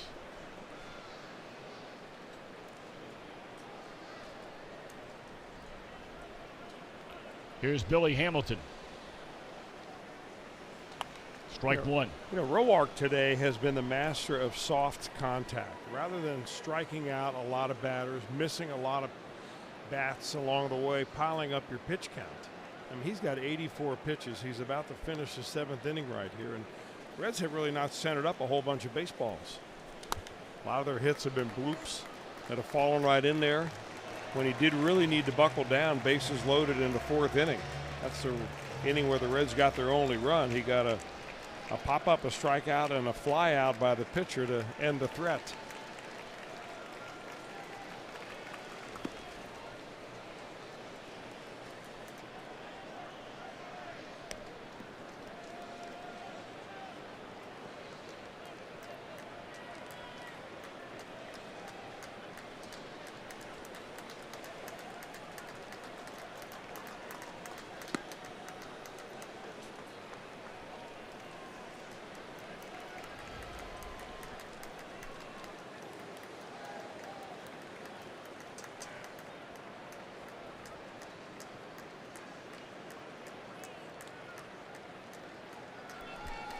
Two on Hamilton.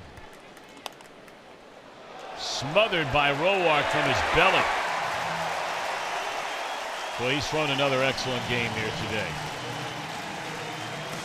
Retired the last 5. 1 hit over the last 3 innings. We'll keep it right here for the singing of God Bless America, as we do each and every Sunday.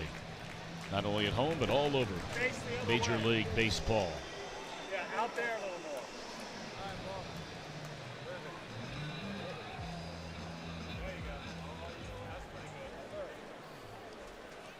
Please join us as we honor our country. Here to perform God Bless America, ladies and gentlemen, Paul Riasti. God bless America, land that I love. Stand beside her and guide her through the night with the light from above. From the mountains to the prairies, to the oceans white with foam. God bless America, my home, sweet home. God bless America, my home, sweet home.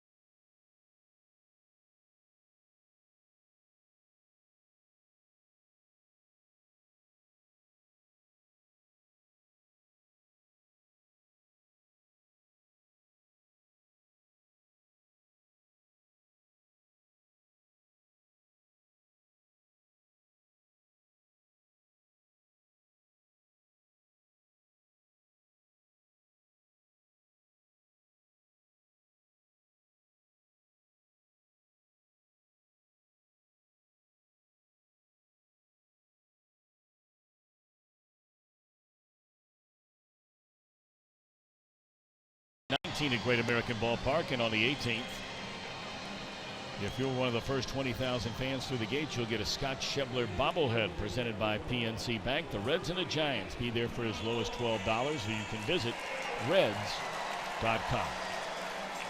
Well, the day is over for Tanner Roark, his third straight outstanding start for the Nationals.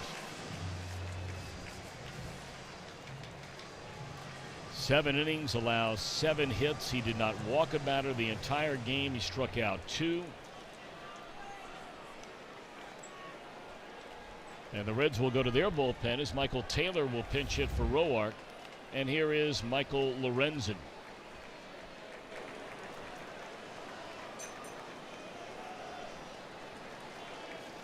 Strike 1.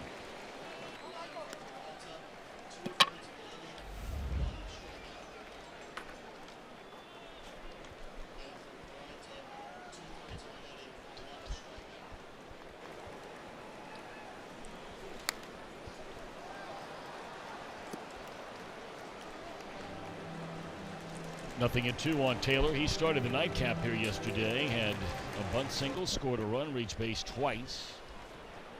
At one time a regular player. In fact, had a very, very good year last year for these Nationals. But they got Adam Eaton healthy, and now with the arrival of Juan Soto. And looking forward for Taylor, it doesn't look a lot better, even if Bryce Harper departs and goes somewhere else to play as a free agent. Yeah, they have a very good young outfield prospect. Victor Robles is his name, and you don't hear about him since Juan Soto has come on the scene, but they figure that he'll be playing one of the corner spots next year.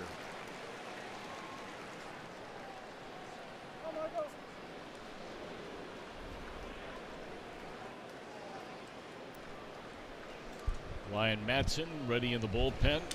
Broken bat roller down to third. Suarez will throw out the speedy Taylor to start the 7th inning. And Jim Day asked me a very interesting question earlier today. We were talking about the ejection of Tucker Barnhart last night, right before the Matt Adams home run. He took a 1-0 pitch and he thought it was a strike. It turned out to be a ball. We'll take another look at it again. So Adams hits the home run. Now watch Barnhart. He says something to Andy Fletcher, and Fletcher throws him out of the game, but Matt Harvey is still watching the ball go out of the ballpark. So the question Jim Day asked me is, well, we'll say the ball didn't go out of the ballpark and it banged off the wall. Say there was another runner on base and now there's an ensuing play at the plate. Tucker Barnhart has been ejected. Is he allowed to be involved in that play? And that's an oddball question. It's a great question. But the answer is yes, because the ejection would take place after the play has come to a complete halt and the ball is dead.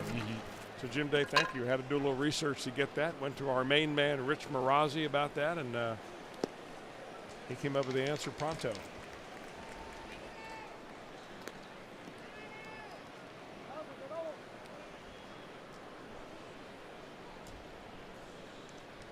So that's the thing about Jim Day, among many, many things.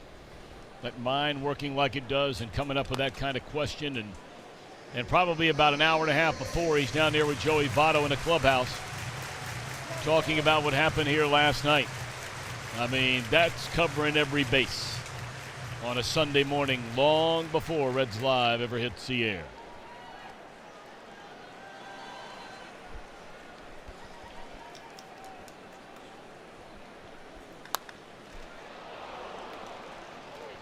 Liner off the bat of Defoe to the first baseman Dixon. 2 down in the inning.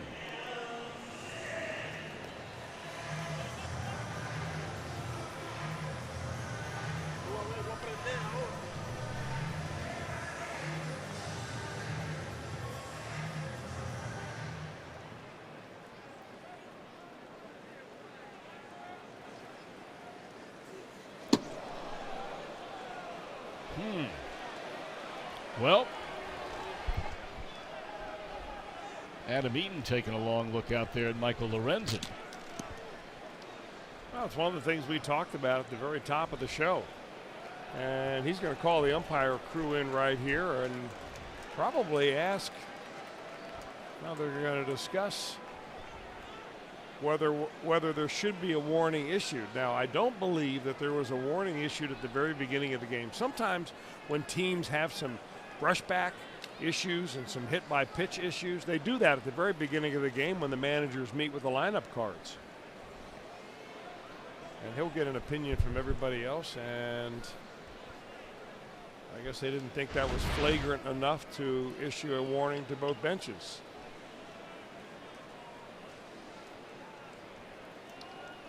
Look at the look that Eaton says, come on.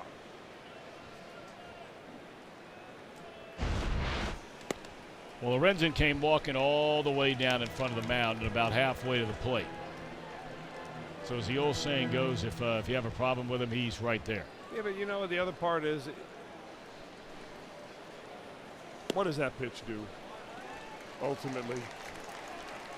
At this point, you know, unless you score another run or two, you're going to lose 3 out of 4 to this ball club. So throwing a pitch behind a batter, I'm not sure what you expect to get out of that. If you're looking to elicit some respect, that's not the way you do it. You do that by coming back and putting a 3 spot on them in the top of the inning.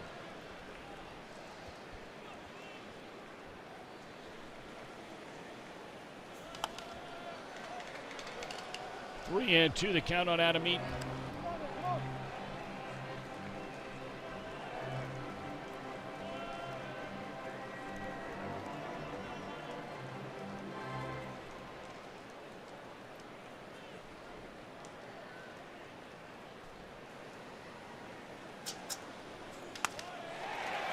And a base hit into center field, and if you're eating, you're saying take that.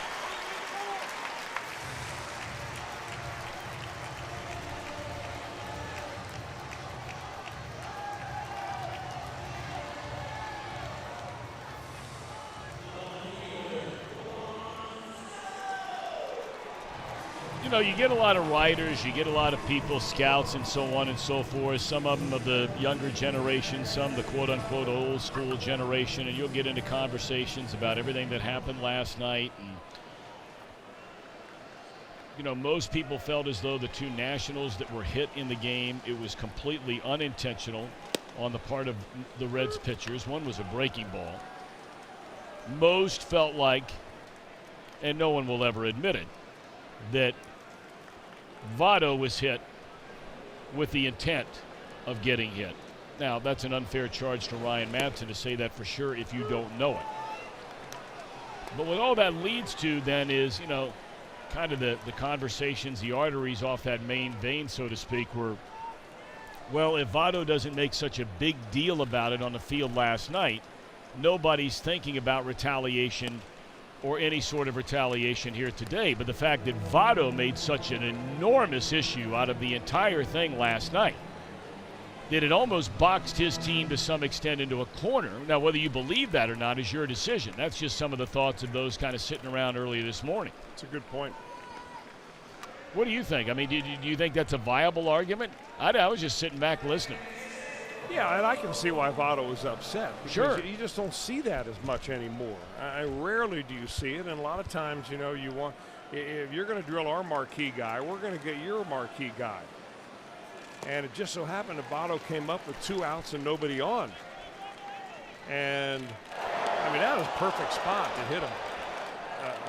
You know, the old saying is, the old strategy from the pitching coach will tell you that if you want to brush a guy back, you throw the ball at him. If you want to hit him, you throw it 4 inches behind him. And Votto wasn't happy about it, you know, because you don't see it anymore. And what good did it do? He probably thought that neither of the hit by pitches that the Reds gave the Washington Nationals were intentional. One breaking ball, as you said, by Austin Bryce. But you know, he probably got wrapped up in the moment, a little pain going on. I'm just glad it didn't escalate into something stupid here today. Soto pulls it to the right side, and a good job by Lorenzen. 1 hit, 1 left. We're off to the 8th. Reds still trail by a run.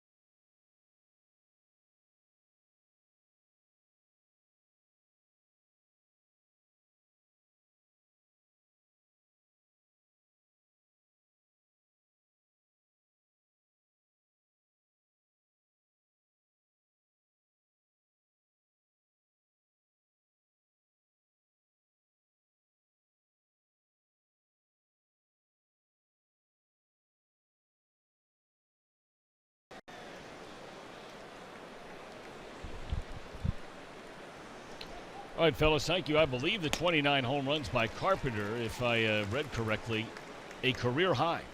And here we are on the 5th of August. Saw a lot of that last year, not as much this year. Ryan Madsen, outstanding reliever, worked a scoreless inning here last night. He was the guy that hit Votto, you may remember. Fly ball to right by Peraza for out number 1.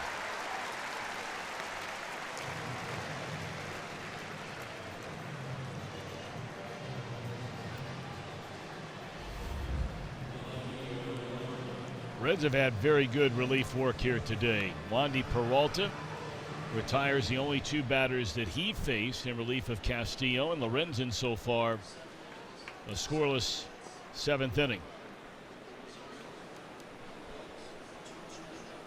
And there's no action in the bullpen, so it appears Lorenzen will stay in the game. Phillip Ervin looks at a strike.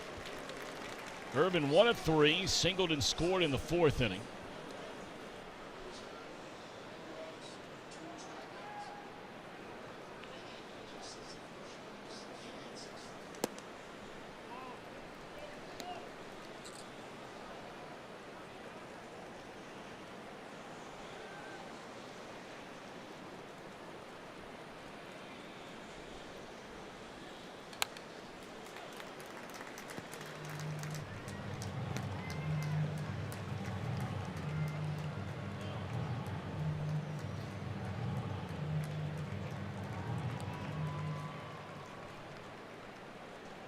Yes, indeed, that kind of day here in D.C. 1 ball and 2 strikes on Ervin, and Madsen going to work. Strike 3.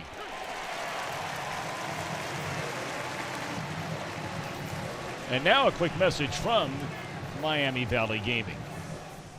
Get ready to get lucky.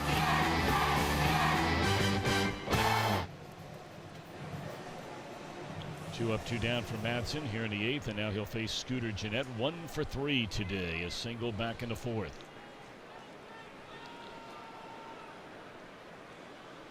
Reds have really only had what you would consider to be 2 decent. I don't know what's going on here.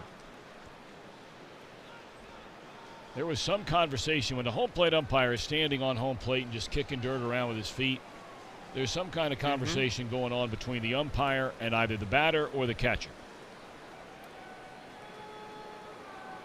And apparently it wasn't a big deal. Scooter was down there laughing about it. But the Reds in the 4th inning, when they scored their only run, they had single, single, single to score a run. 4 hits in a row to make it a 2-1 game. And they had the bases loaded with nobody out. At that point, Roark really got down to business. He got Barnhart on a pop-up to the shortstop.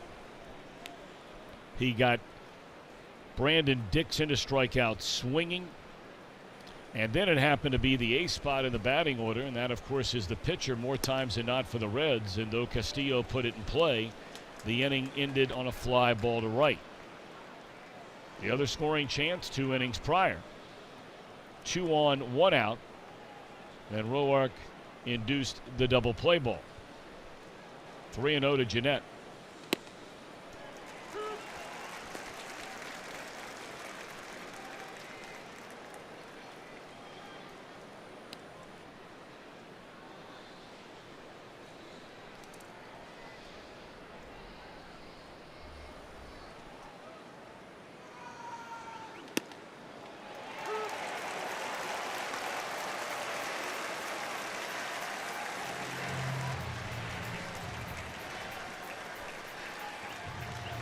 Three balls and 2 strikes on Scooter Gennett.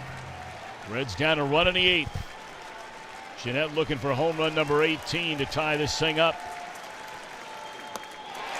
He's out on strikes. Nationals bat in the bottom of the 8th. Still leading 2-1.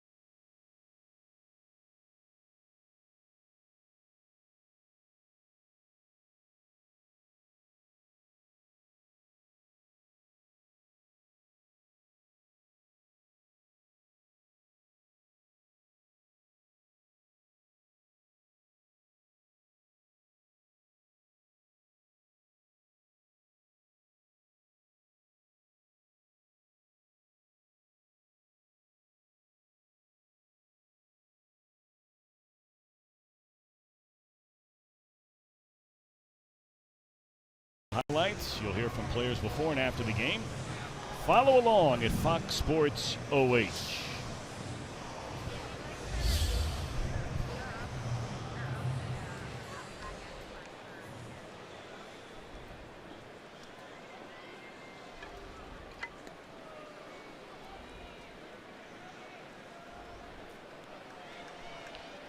So Michael Lorenzen will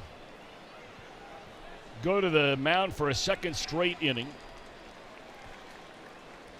He allowed a 2-out single to Adam Eaton in the 7th, but that was it. Scooter, a diving play, and can't find the handle. Rendon will get an infield hit.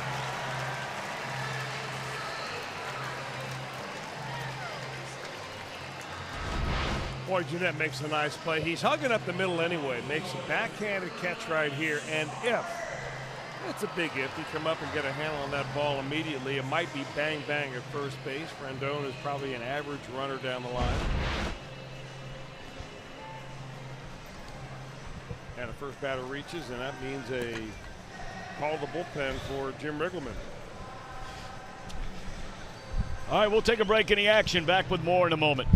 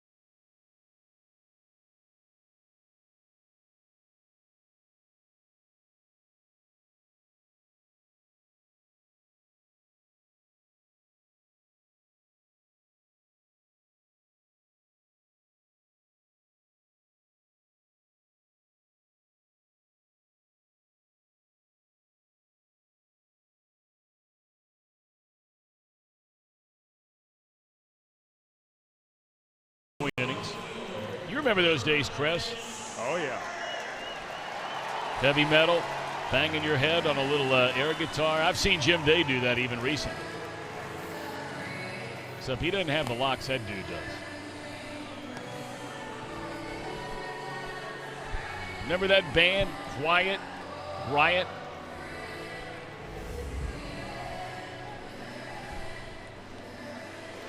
Perhaps not. I remember him. I'm not so sure about Amir Garrett. He is the next pitcher, though. Up here for Harper, then Murphy and Adams scheduled up, all left-handers in a row here with a one-run deficit. Nobody out here in the bottom of the 8th.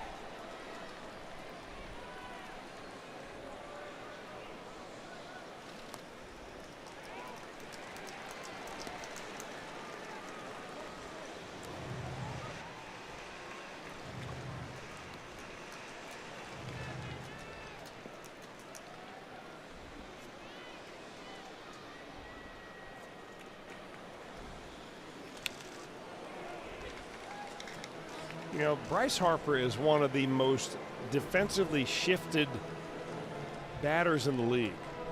He's right among the top 5 or 6 in that category, but it's a really interesting shift here with the way the Reds are playing him, because they're giving him the right side of the infield close to first base, but they're bunching him basically up the middle.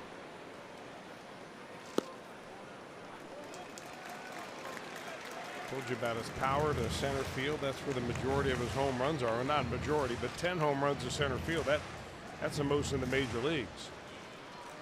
And ground balls follow that same pattern.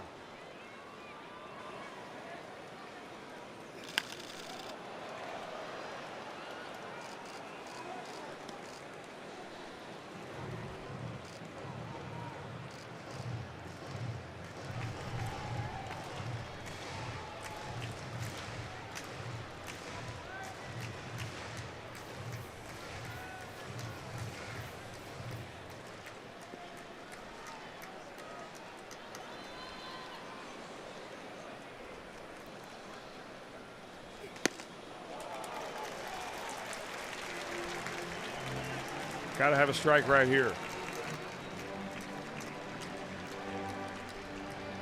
And it probably wouldn't be a bad idea to have a little throw over to first base first.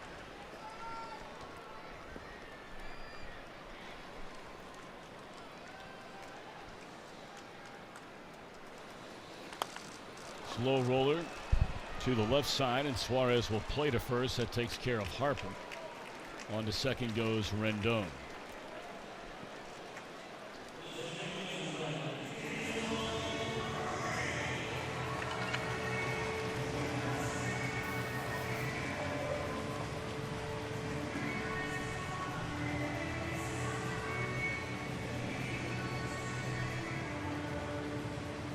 And each and every time at the plate today, Daniel Murphy has been uber aggressive. Put the ball in place on the first pitch twice. I think he only saw 2 pitches in the at-bat that he had in the 3rd inning.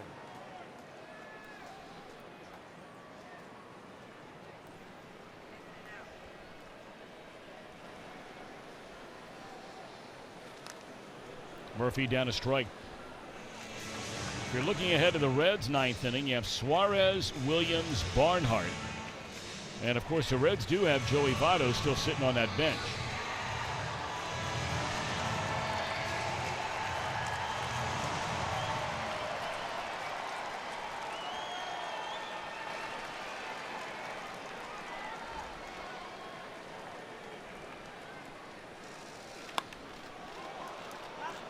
In the air. 2 out.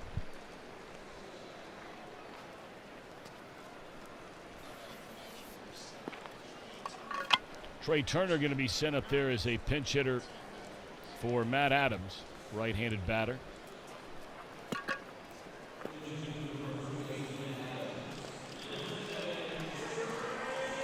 Runner at second with 2 outs. Turner, of course, their regular shortstop. A rare off day for him.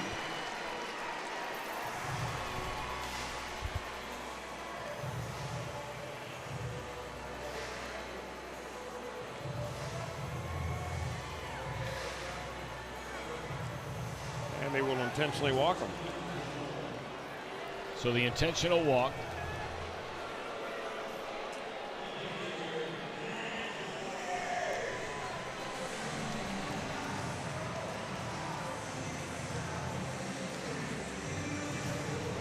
And that'll bring Wieters to the plate as a right-handed batter.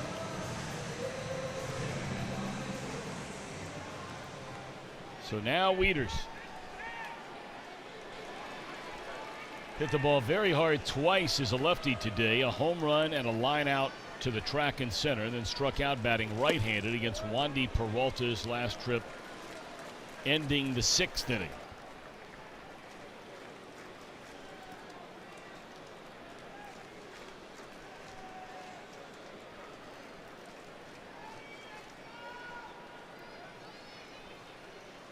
One and 0 the count. Straight away center field. Hamilton coming on. Scooter going out. A pop up to the second baseman will end the inning. So the Reds will bat in the 9th. Suarez, Williams, Barnhart, the scheduled trio. Down a run.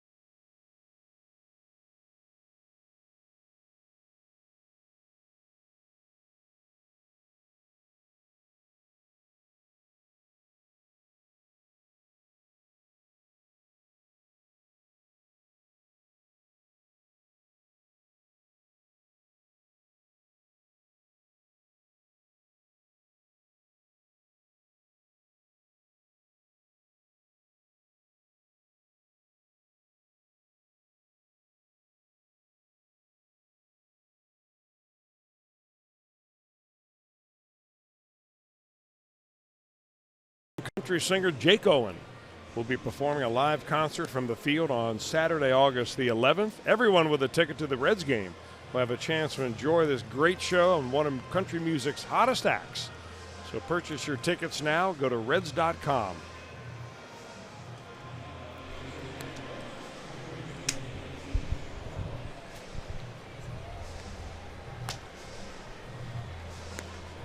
Well, it wasn't pretty last night for Herrera. He came on in a non-save situation. He came over, of course, from Kansas City. A number of changes, by the way, for the Nationals. We'll just tell you about them. Turner stays in to play short. Defoe moves over to play second. Murphy now over at first. And Herrera is on the mound.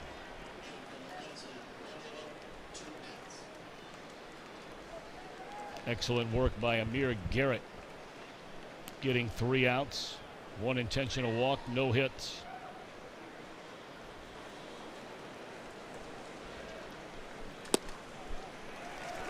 Reds down a run, batting here in the 9th inning. Eugenio Suarez, their leading home run hitter. You mentioned the last night's outing by Herrera. It was a non-save situation. They gave up 1 hit but did not get a run. But his 2 previous outings, he's given up a run in each. A couple of games ago, at the very tail end of July, he came into a ball game, faced 3 hitters, and did not get anybody out. So he is touchable. Threw 29 pitches in that outing last night. That ball is driven hard into right field, but backing up on it is Bryce Harper for the first out here in the 9th.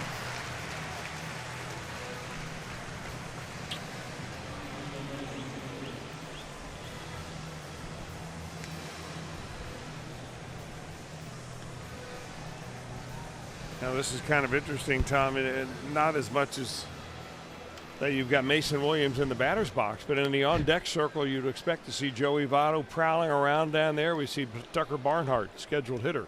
Now there's Votto. Getting ready to grab his gear, I would think.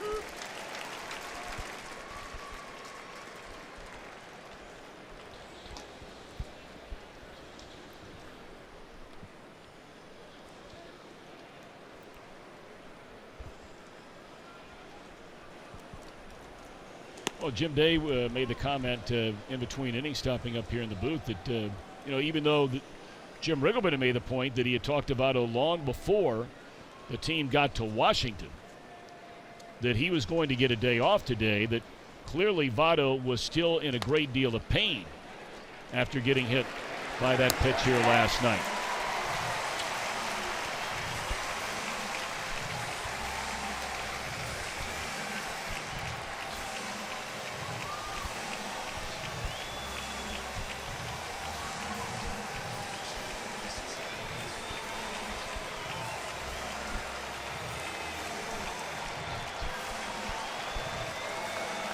So here he comes.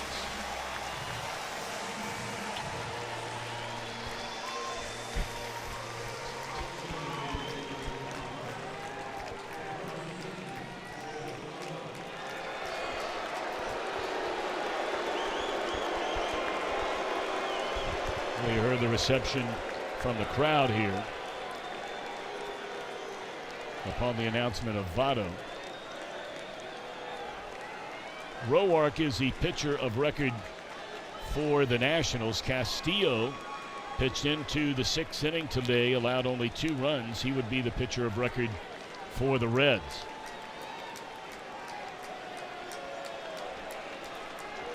Still waiting for Votto to make his way to the plate, and here he comes.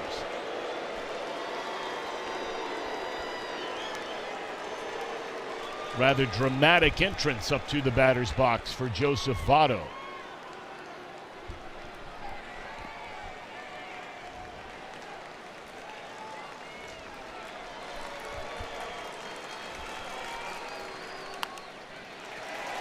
Down a strike. Votto with 9 home runs on the year. His last home run came on July the 9th.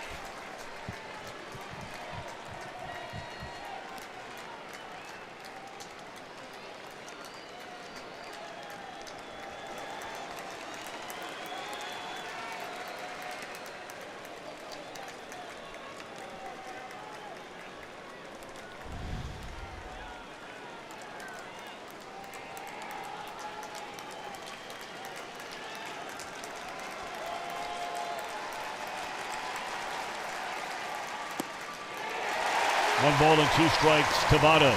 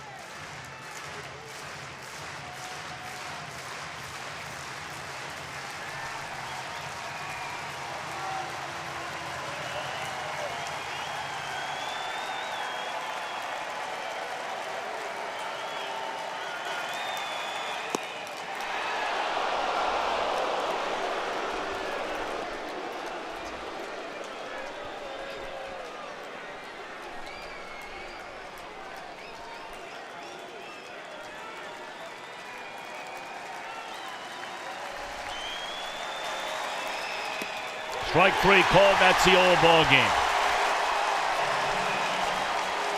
Tight one all the way. But the Nationals make it 2 wins in a row to conclude this 4-game series, and the Nationals win 3 of 4.